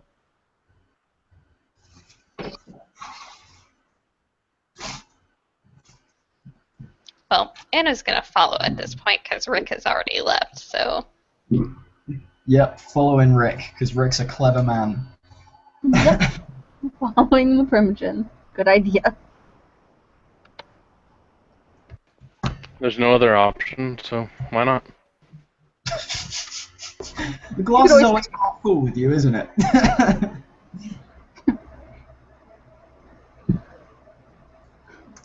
And Rick will just be continuing down this corridor. I'm assuming there's no hallways off to the side or rooms or anything. Nope, it's pretty much just there. As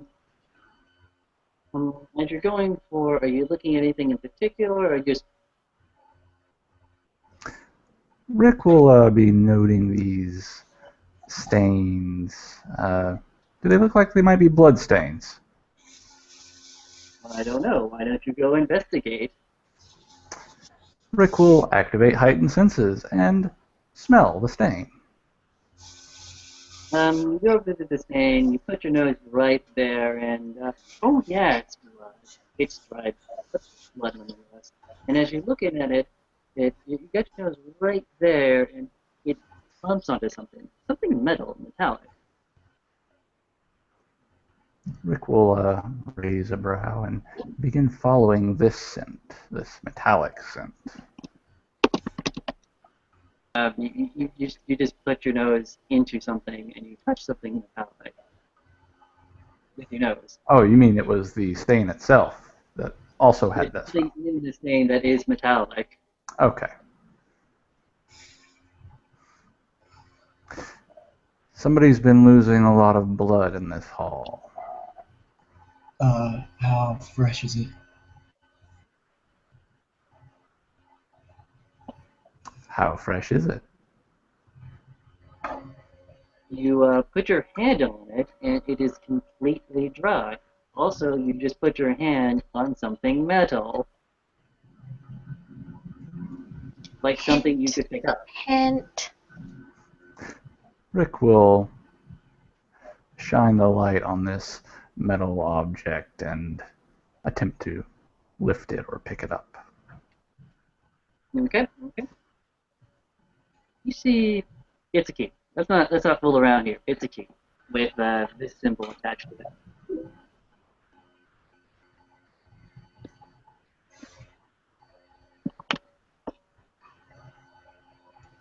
Okay. Rick will just sort of look at the key in his hand and then pocket that as he continues on down the hallway. Okay. As And within, you see several different stains as well. So as eventually you come to what looks like a door with a keyhole in it.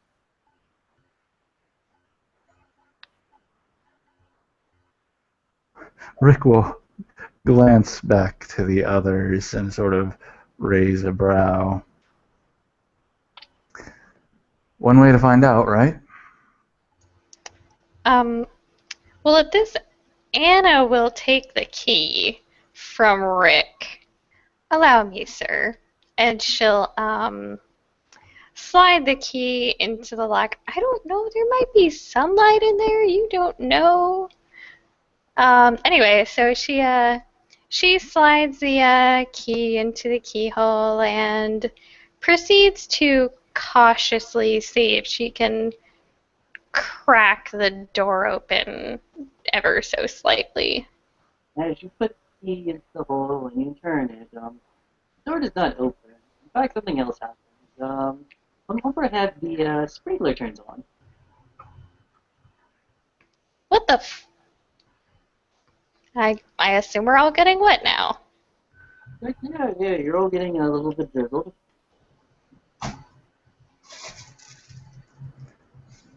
Is it water? The door stays closed, and yes, it's water. Um, is the elevator closed at this point? So basically, they're sealed in a passage Mm-hmm. with water filling it up. Oh, theoretically, you could fill it up. Okay. Um, yeah, so she'll try kind of like shoving the door a bit more.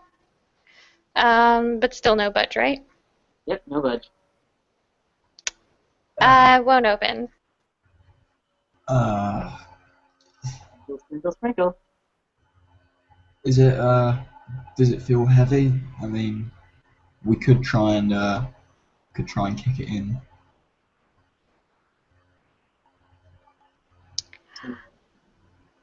Anna just looks to Limey with a shrug, like I have no idea. She will step out of the way though in case anyone wants to try. Okay. I probably should be more clear when I presented this door. You know what a vault looks like?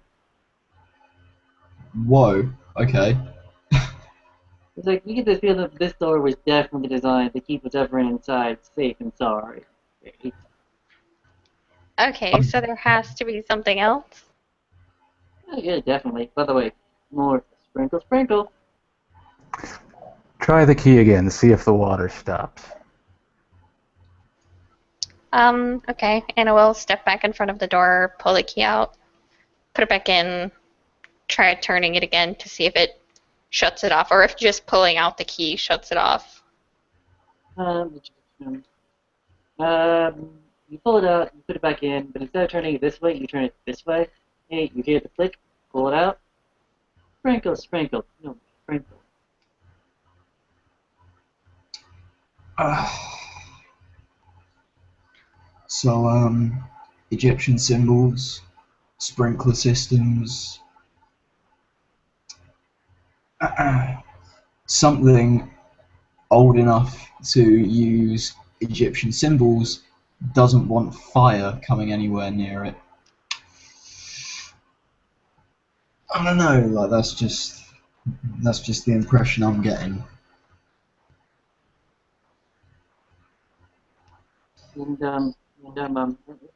getting the feeling that maybe that was the wrong. Maybe you picked up the wrong.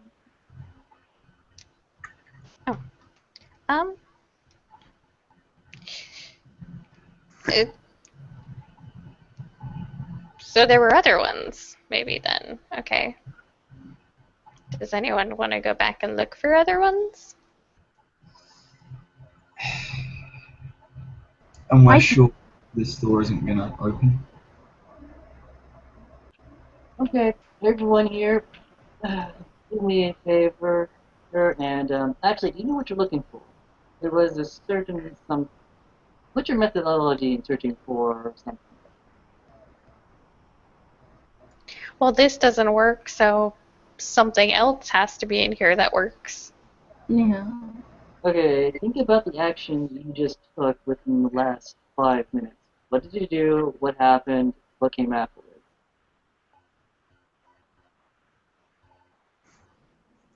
Bloodstain found key, used key.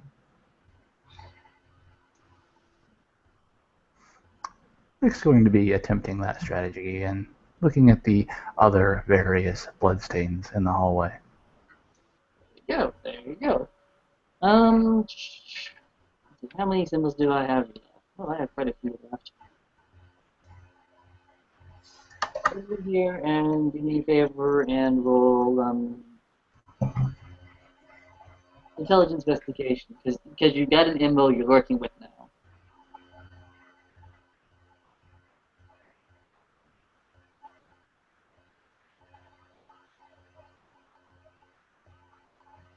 I love ones tonight. Oh. Okay. Everyone else? One success, I think. Okay, okay. Better than nothing. Better than nothing. Can someone roll for me then? If you have, how many was it for intelligence investigation? Yeah, I'm gonna search as well. If that's all right. I have 6 dots. Heather. 6. Mm-hmm. Okay. Oh, you do really well. Difficulty 6. Yeah, yeah. Okay, yeah. Frickin' Isabella gets 5 successes, so she might very well find all the keys. I only got 2. They are far better adept at this than I am. Okay. Okay.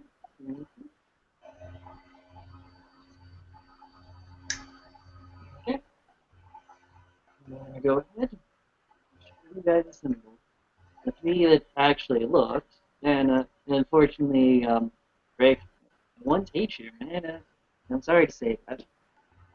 Find you find a Mhm. symbol that looks like this. Yeah, like Sorry, what am I looking at? What have I found?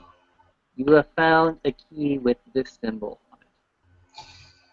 Limey kind of scratches his head and kind of looks at the floor and then picks up a key with a symbol on it. I found this. Shall we give it a go?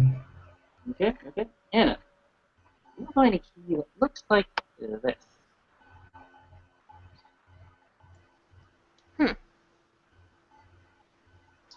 Okay. And Isabel, the amazing person that found the key I hid in the best spot possible. This.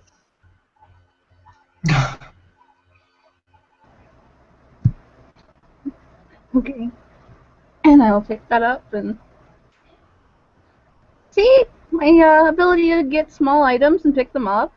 Useful. She looks at Limey and then offers it to Anna, I guess. And she was the one that put the last one. I never said it wasn't useful. In fact, I've grown to Okay. admire your talents.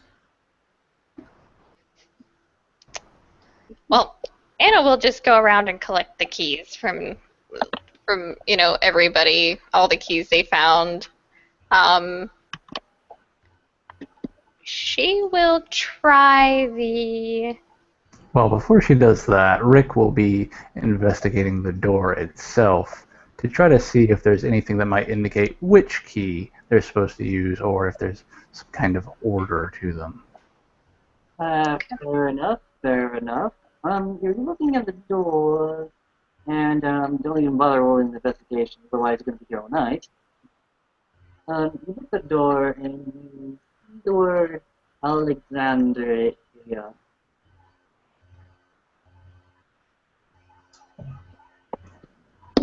Sorry, what?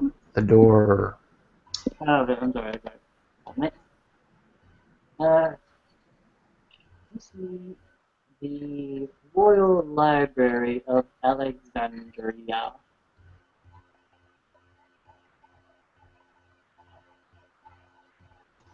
Okay, so we've actually gone and we've opened the door at this point?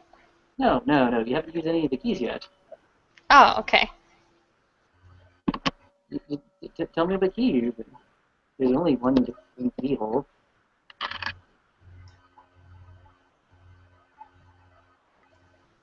So something about a library.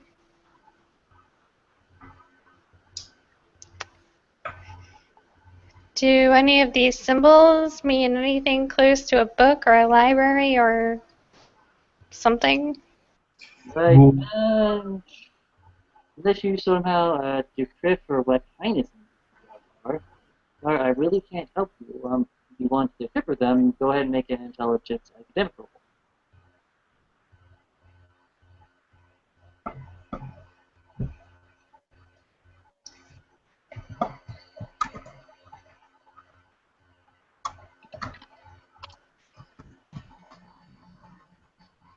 Everyone said academics was a useless. 3 successes. I'm afraid to just start sticking keys in holes. That. If people were afraid of sticking things into other holes, I don't think half the population would be here right now. Okay, Wow. fair enough. You realize these are alchemaic symbols. Alchemy using the works. Uh, you dye your hands in the wrong color, and suddenly bad stuff comes out. But this symbol right here is the symbol for Earth. Typically, there are planetary alignments. This symbol that you did before is the symbol of water, and the other two are planetary bodies.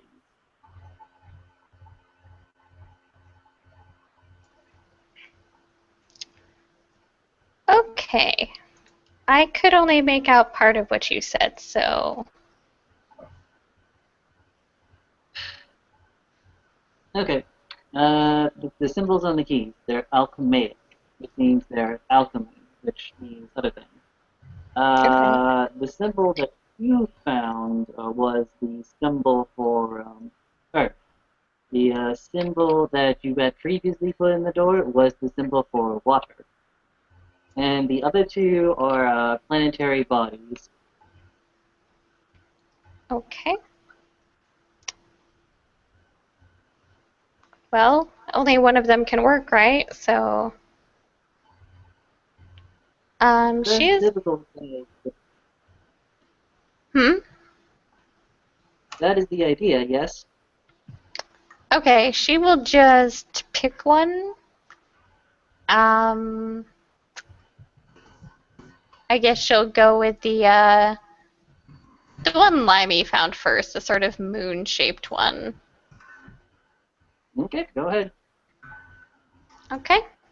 Yep, she'll put the moon-shaped key into the hole and try to open the door. Click, click, click, click, click. Click. Are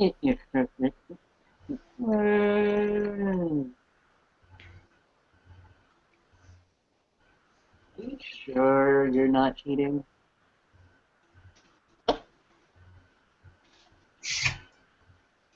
The door opens to you.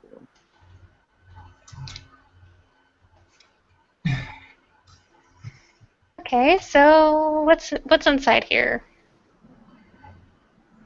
On the other side of the door, you see what looks like a very, very impressive lobby. And behind the lobby, you see an even more impressive library of books and stands, and a walkway that spins about.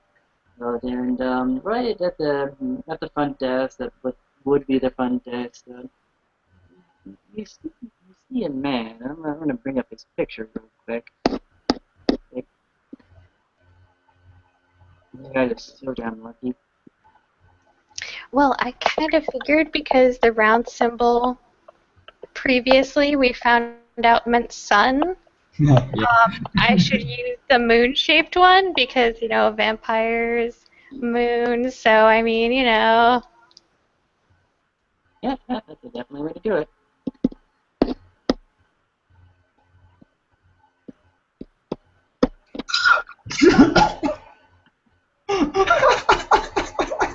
I just see the doctor. I fucking called this. I called this from the beginning.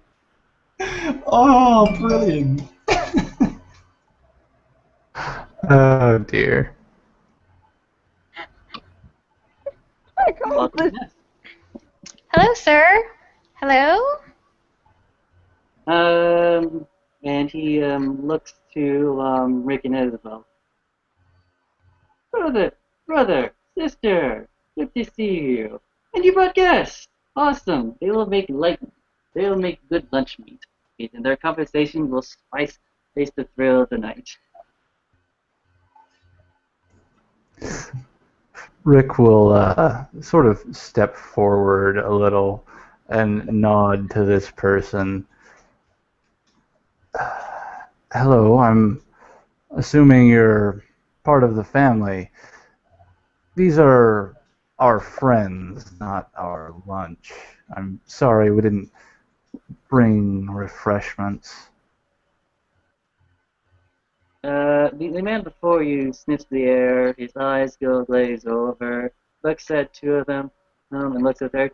Oh, my mistake. Sometimes I can get a little parched researching. Researching. And Rick sort of perks up at this and smiles. I see. I already see the madness forming in your head. No, Knight, you're not going to do that. Knight, you talk.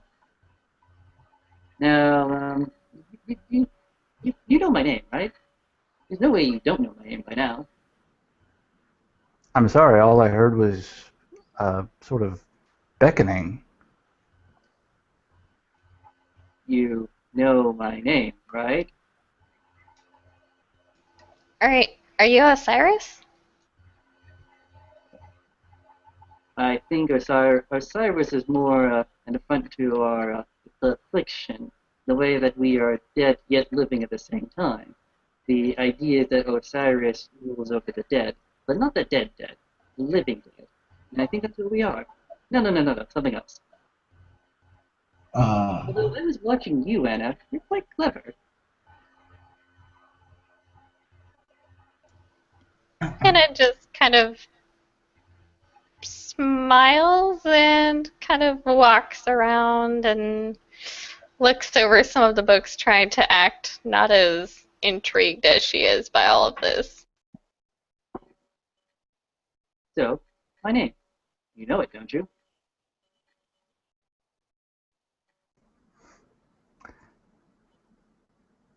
Can I roll a intelligence academics here to try to work out what he might be calling himself in accordance with all this Egyptian imagery? I'll let you roll intelligence plus wits because this is like clue. Okay.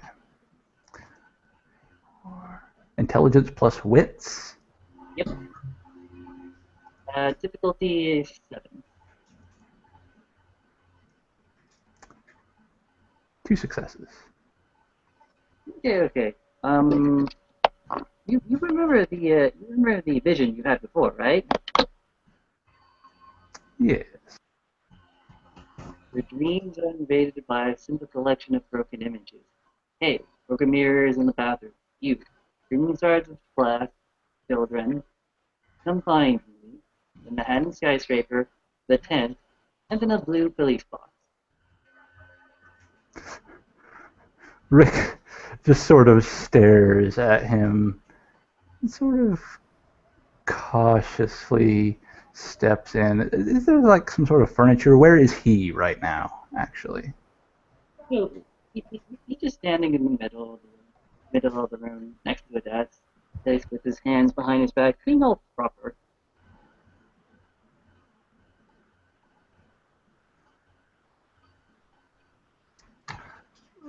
Rick will sort of raise a brow at him as he kind of approaches. You can't be.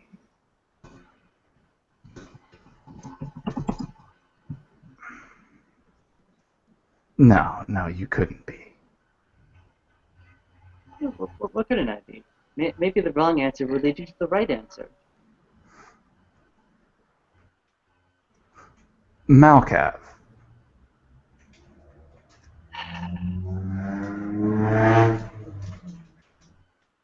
I'm sorry. And there is a whirring and blurring motion. And before you could even think, the man before you is suddenly behind you, and suddenly there's a large, sharp object lodged in your chest, particularly your heart, and you fall over in an unconscious state. Sorry, that was not the right answer. Whoa, whoa, whoa, whoa, whoa! Rick, what are you doing, man? I am teaching tutelage. Wait, did he just say eating? Teaching. I have been lenient with wrong answers before, but nowadays are rather harsh, and the world is rather harsh. Getting the wrong answers can get people killed. Wait. But that's the thing. There's like 1, 2, 3, 4. There's 5 of us. There's 5 of us. Just give us a guess each. All right? Look, you know. I didn't kill any of you. I just said that you would got all the wrong answers. But sure. If you want to guess, be my guest. I'm a very fair and understanding individual. Obviously. You know, because otherwise you'd have already started eating Rick by now. So you're clearly a very reasonable man. Now, I mean, Malco, I don't know who that is, but you want us to say your name. Yes. Say my name. Say my name. Say my name. Know when I'm around you. Don't say it. Okay, right. So, can we ask you questions? Can we ask you questions first? Asking question now would be unfair since I gave you all the clues before. But I'll allow you a question each. To be fair, I'm being extremely lenient right now. Typically, I wouldn't ask. Okay. Let me think of my question first. Anyone else got any bright ideas? Just while I'm thinking, and he glances back. Isabel, stupidly, bravely, whatever, will ask, "Are you a doctor?" I think I have a doctorate in something, I think. Surely I must have a doctorate. Or at least I have enough tools to get a doctorate. That answers your question. And no, I did not give you any close to the right answer. I'm sorry, what did you say? I couldn't hear. Yes, I'm a doctorate of something by now. I mean, surely with all the research I've done, I've clearly qualified for a doctorate in something. But your question has not brought you any closer to the right answer. I'm sorry. He frowns and steps back. So, will you answer any question we have honestly? I mean, this isn't my question. This doesn't count as my question. If this counts as my question, don't answer it. But do you have to answer the questions we ask honestly, or? Fools, fools. Uh, if you are willing to break your own arm, I will allow you a second question. If I will what my own arm? Yes, break your arm right here and now, right now. Not worth it, Lime, not worth it. He looks at his arm, and then he looks back and he's like, I'll tell you what, I'll break my arm if these guys don't have any better questions. Ladies, gentlemen, really hoping you've got some bright ideas. Corporate, you seem like a pretty intelligent guy. Okay, fair enough. Well, I will then answer your question truthfully. I am answering my questions truthfully. And you can trust me. Because why would I bring you all up here just to take all of you? There'd be no point.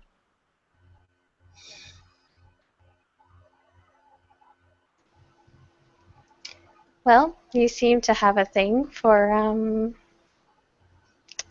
old things and, well, hieroglyphics. So you're definitely cryptic. Is your name Egyptian?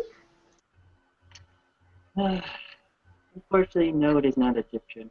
But it is a name from the Mediterranean, yes.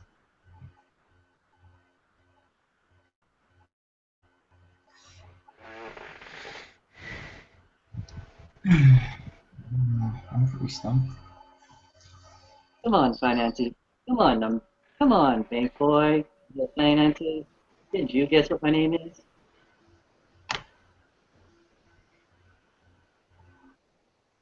Wait. I look in my pocket. Do the tickets have a name on them?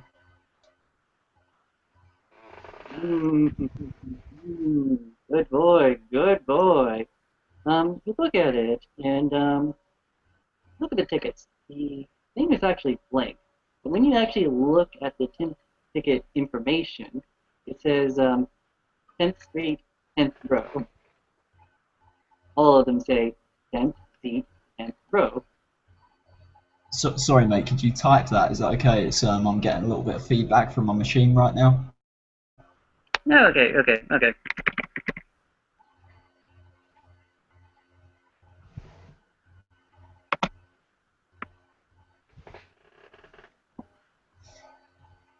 10th seat, 10th row.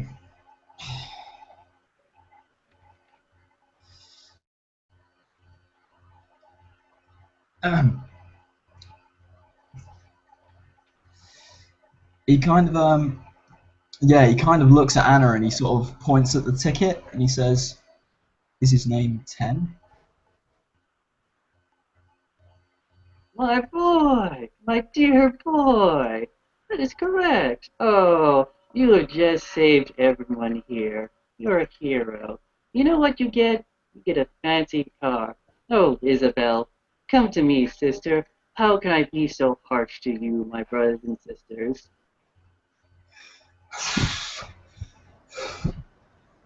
Limey fumbles in his pocket for a cigarette. Anna, you may want to try to unstake Rick. Nope. Hey, you're staying here for a bit. Isabel, come join me. Come join your brothers. This is a joyous occasion. The web will be reunited again. Right. She kind of inches over, but very cautiously, and she sort of glances at the others like, if he does anything. Click, click, click. As soon as you turn your head, you stake on the ground as well. Oh, fuck. Like, Ooh. I like to thank the rest of you here for delivering my brothers and sisters so that they may be fixed. So can we like talk to you now that Yes, we've yes, found your yes, email? yes, totally. I am open So, for discussion. so Rick is staked right now. Mm-hmm. Okay. Can Anna go help him? He's giving you a no glance with his eyes. All right. Okay. Anna. Anna's not giving him a very pleasant look. Of course. I didn't mean to distress any of you here. I just saw a discrepancy in the clan. And I'm here to stitch the web back together. You see, these Malkavians here, they, they, they, they picked up the wrong teachings. And I just want to teach them the right teachings. So that we can all be one happy family again. So that they can remember their promise. The promise is from Diogenes. It's the promise of the elders so long ago. You remember the promise, right? And this is the voice that's booming inside of your head, Rick and Isabel. Uh, okay. I'm gonna ask. What what promise? Can I ask that? Oh, yes. This is no longer a game, good sir. You've already run the car upstairs. I saw you buying it. You're a man of good taste, I can tell you that much. Oh, and I'm being so rude. Yes, my name is Decimal. It means the 10th born. The 10th what? The 10th born. The Primus, there's the Secondus, the Terradus, there's the Septus, Noches, there's the Livus, and I'm the 10th, Decimus. Right. Okay. Is there any way we're going to be able to walk out of here with Rick and Blondie there? Oh, well, I guess if you want to stay the night or the day, that'd be fine. I think I have some lodging for you somewhere. No, no. I'm saying, can we take them with us? Because how am I meant to drive a car if I'm not allowed to leave? Oh, well, you can go fine and dandy. In fact, I'm pretty sure this is secondary interest. I don't know why you came out the back. That was kind of silly.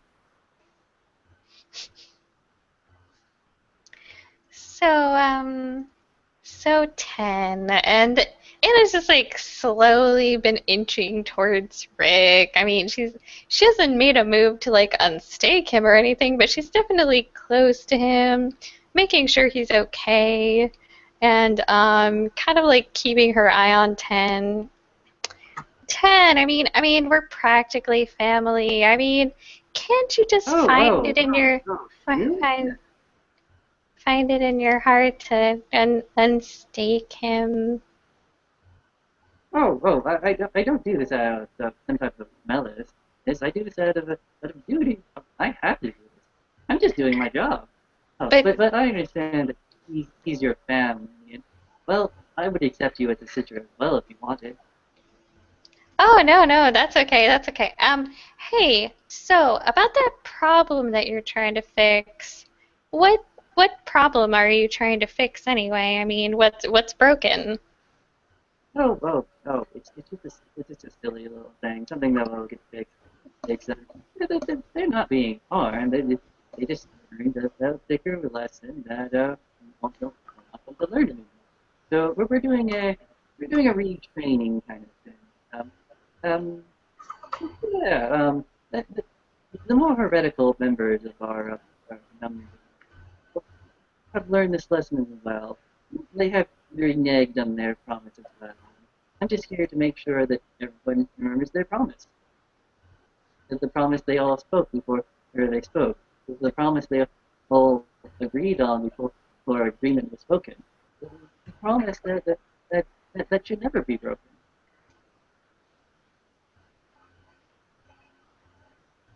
Come on. Do I look like I'm a mean guy here?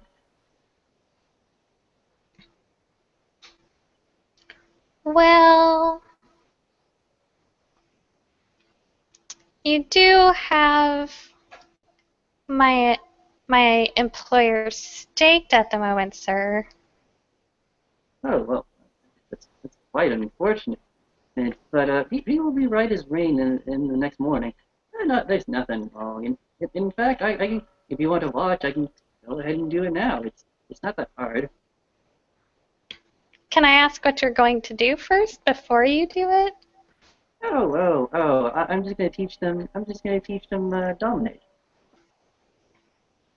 You're going to teach them dominate. Yes, like they're supposed to. None of this heretical stuff. That comes from improper upbringing. Anna, she's just like, uh, dominate. What is this? No, it's hypnotism. It's getting people to do what you want them to do. Can I demonstrate? Yes. Go ahead. I think Anna here is a suitable candidate. And he'll turn to Anna and just look her look her right in the eyes, and he only says just one word: sit. And find what I have to roll for that. All right. What is your current willpower? Um, 5. Okay. All right.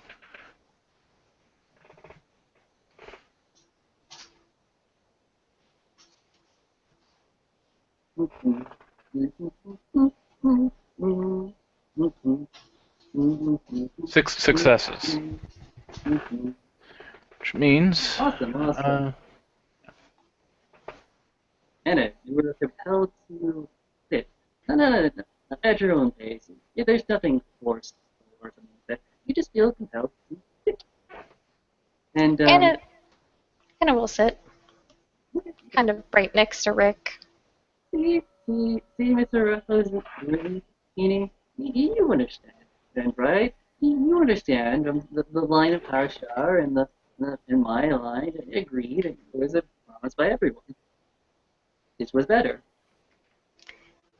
Okay, well, with that done, Anna's just gonna reach over with both hands and pull the steak out of Rick. Okay. Go ahead and make a strength melee check. Difficulty 8.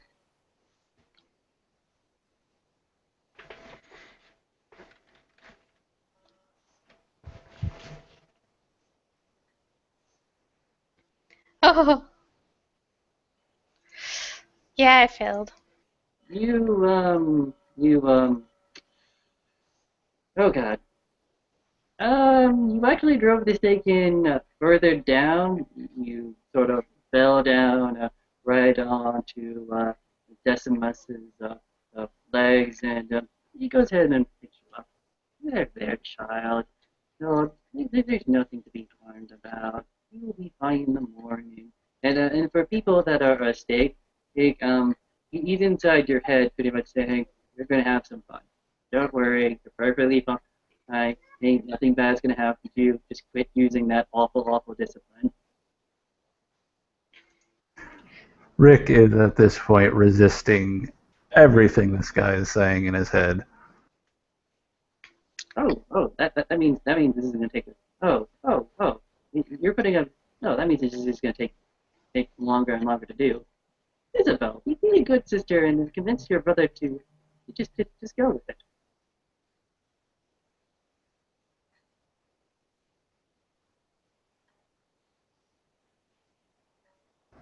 I'm sorry, what? I'm sorry. I'm having a really hard time hearing you. Yeah, my apologies. I get that all the time. He basically said, sister, go ahead and please, convince your brother that this is natural. This is his promise. Promise he made so long ago. Oh, and Limey, did you roll something? I'm rolling my presence 3. Okay, that's fair enough. That's fair enough. Well, he spends a willpower point and says no. Limey kind of looks at me, he's like, well, it was worth a go, wasn't it? Oh, whoa! Don't be such a sore sport. I mean, you like that minx, right? It's the minx. Yes, Isabel, your steak, but you can communicate telepathically because he's communicating telepathically with you. Um, okay, so can Anna also, uh, well, yeah, can Anna try to roll, uh, charisma? Let's see. Just a mess. Put you down, so he can see you in the eyes, and says, he let the strings fall down a bit, and he says, "Don't tempt me, child. Don't tempt me. I've had a very long since. This is only the first stop I have to make tonight."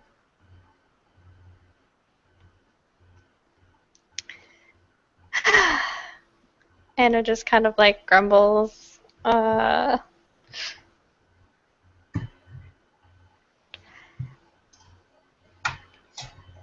Well, you're fucked, Rick. Oh, well, he's not he's here to learn something glorious. He's going to learn something useful, not the heretical bullshit they teach nowadays. He's going to learn the proper ways. He's going to feel better after this. This is for his own good. Good, you're not even touching his mind. Rick is just thinking, this is not proper. This is what we're meant to be. What you're trying to do is not proper. It's like, oh, it's okay. It's been proper for hundreds of years, and it will continue to be proper. Proper. It's Blimey, right? Mr. Riley, I think. Rippy, maybe. Limey. Like, let me, Mikkel, Michelle, Revy. Look, look, look, I understand that sometimes our passions can get the better of us. You understand the passions can get the better of you, right? He kind of glances at Isabel, a little bit embarrassed, and sort of says, "Yeah, I guess I can relate to that." This is just to make sure that, well, we're not the cause of that ever. We're not the cause of that. Well, not mythically, anyways. And if you find one of us on the street and we're just pissing you off, go ahead and do what you want. That one was a fool. Well, I'm pretty sure you will do it. Probably. Sure. Not sure. Maybe. Time is funny that way. I do understand how passion should not be the end-all be-all of us. And this heretical teaching was all about releasing false passion, all about releasing false memories, all about releasing false torment, all about releasing false knowledge, all of which are already begun to us. We don't need that heretical stuff. We already have the gift of the seeing the puzzle, the gift of reading the riddle. We already have the gift of hearing the riddle. We already have the gift of knowing the riddle. We don't need this heretical stuff.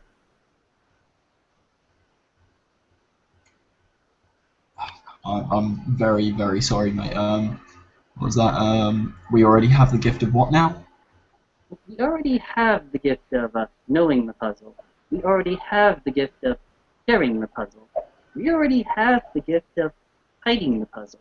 We don't need anything else.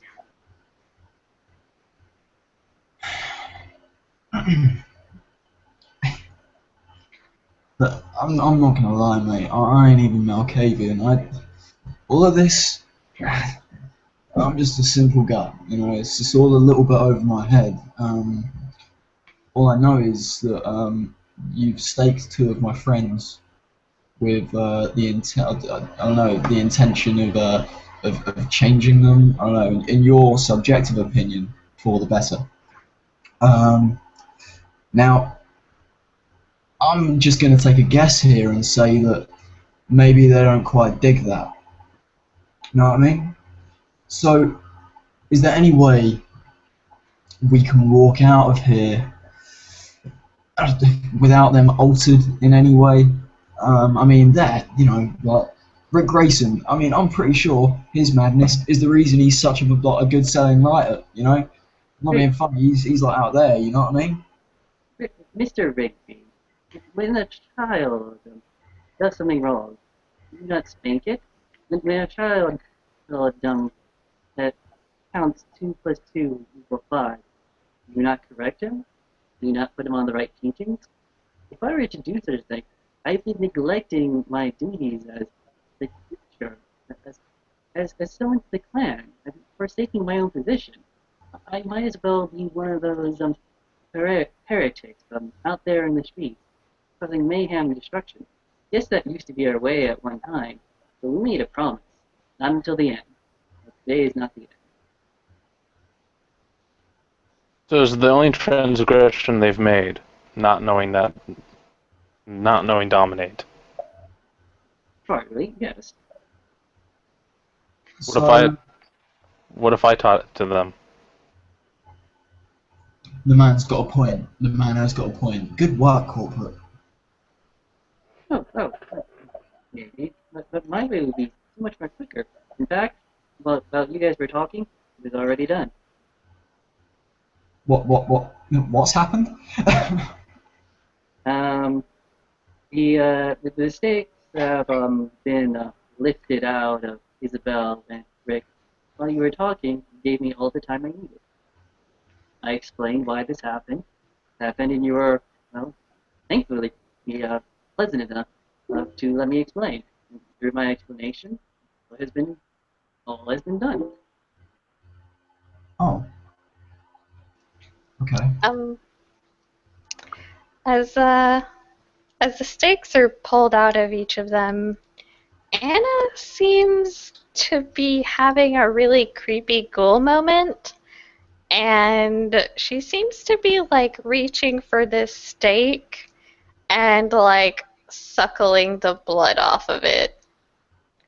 And she seems to not even notice that Rick is like coming to, perhaps healing, and she is just like gorging on this bloody steak. Yeah, well, I'm sorry it had to come to that, brothers and sisters, but yeah, some of them fight.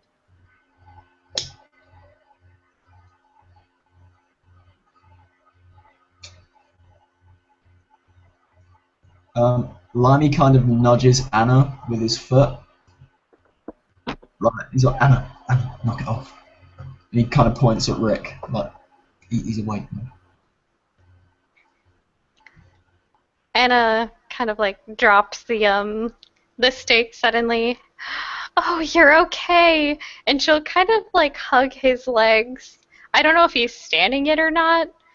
If he's not standing it, she's just gonna kind of like lay on his legs and hug those. She's based, but like yeah, she seems to still be like licking her mouth and like licking her fingers, making sure she's got all of it. Creepy. Isabel will slowly start to get up.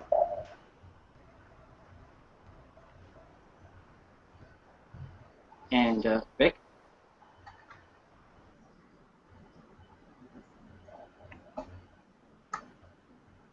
I don't know. you are unstaked and free to move.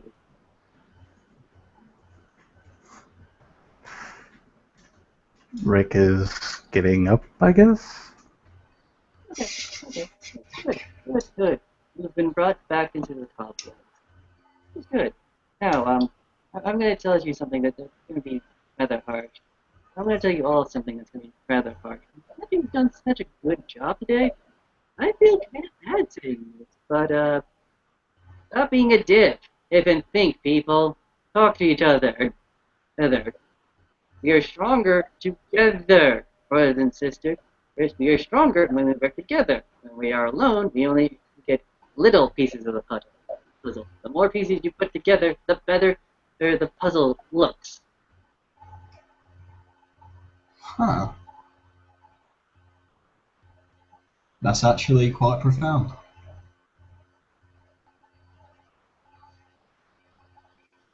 Oh, Seely, did 10 somehow magically swap dementation for dominate and they no longer have dementation?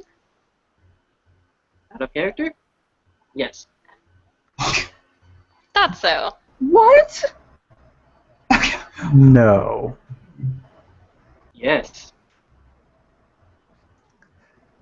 I have a problem with this. Yeah. Well, bad things happen. When And I created my character, I said I wanted a dementation mount. yes, I yes, wouldn't have played a dominate mount. yes, and he's continuing to talk to you, while I'm talking to you. It seems almost as if whatever I'm saying, Decimus is saying to you. When you got that you were working under the wrong rules. At that time, it was specified that we only have domination belts in this venue. And I'm sorry, I'm truly sorry about that. But I was trying to figure out a way to make it so that you would understand why I needed to do this. And I wanted to make it a little story. And I'm sorry if this causes you distress. I really didn't mean that. And I just wanted to let you guys have a little bit of fun and give you something of a consolation prize. Because in this venue, we do not want demontation update.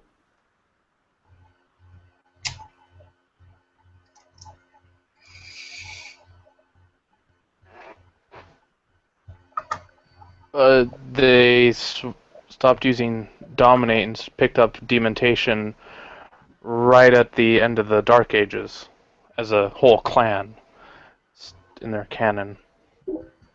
Look, we discussed it with the staff, and yes, what you're saying is probably right, and all of you in character have It, no idea what the fuck he's saying. But in character, yes, this is not exactly true.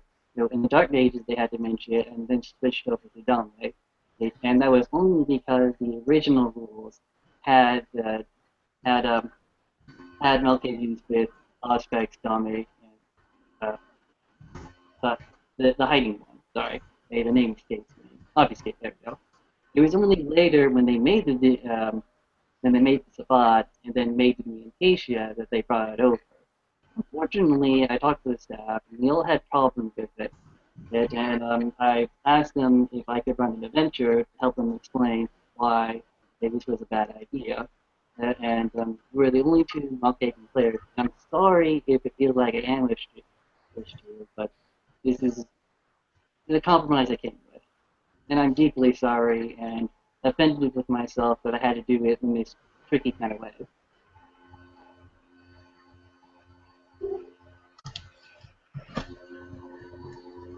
But like I said, you still have the aspects, you still have the upstate, and you still have the dominate, which can work better than demontation. You just have to finagle it a little bit better. Demontation is just the shortcut way to get what you want. The dominate way is the more calculated, precise way. It will allow you to build build the campaign world a little bit easier and a little bit more direct.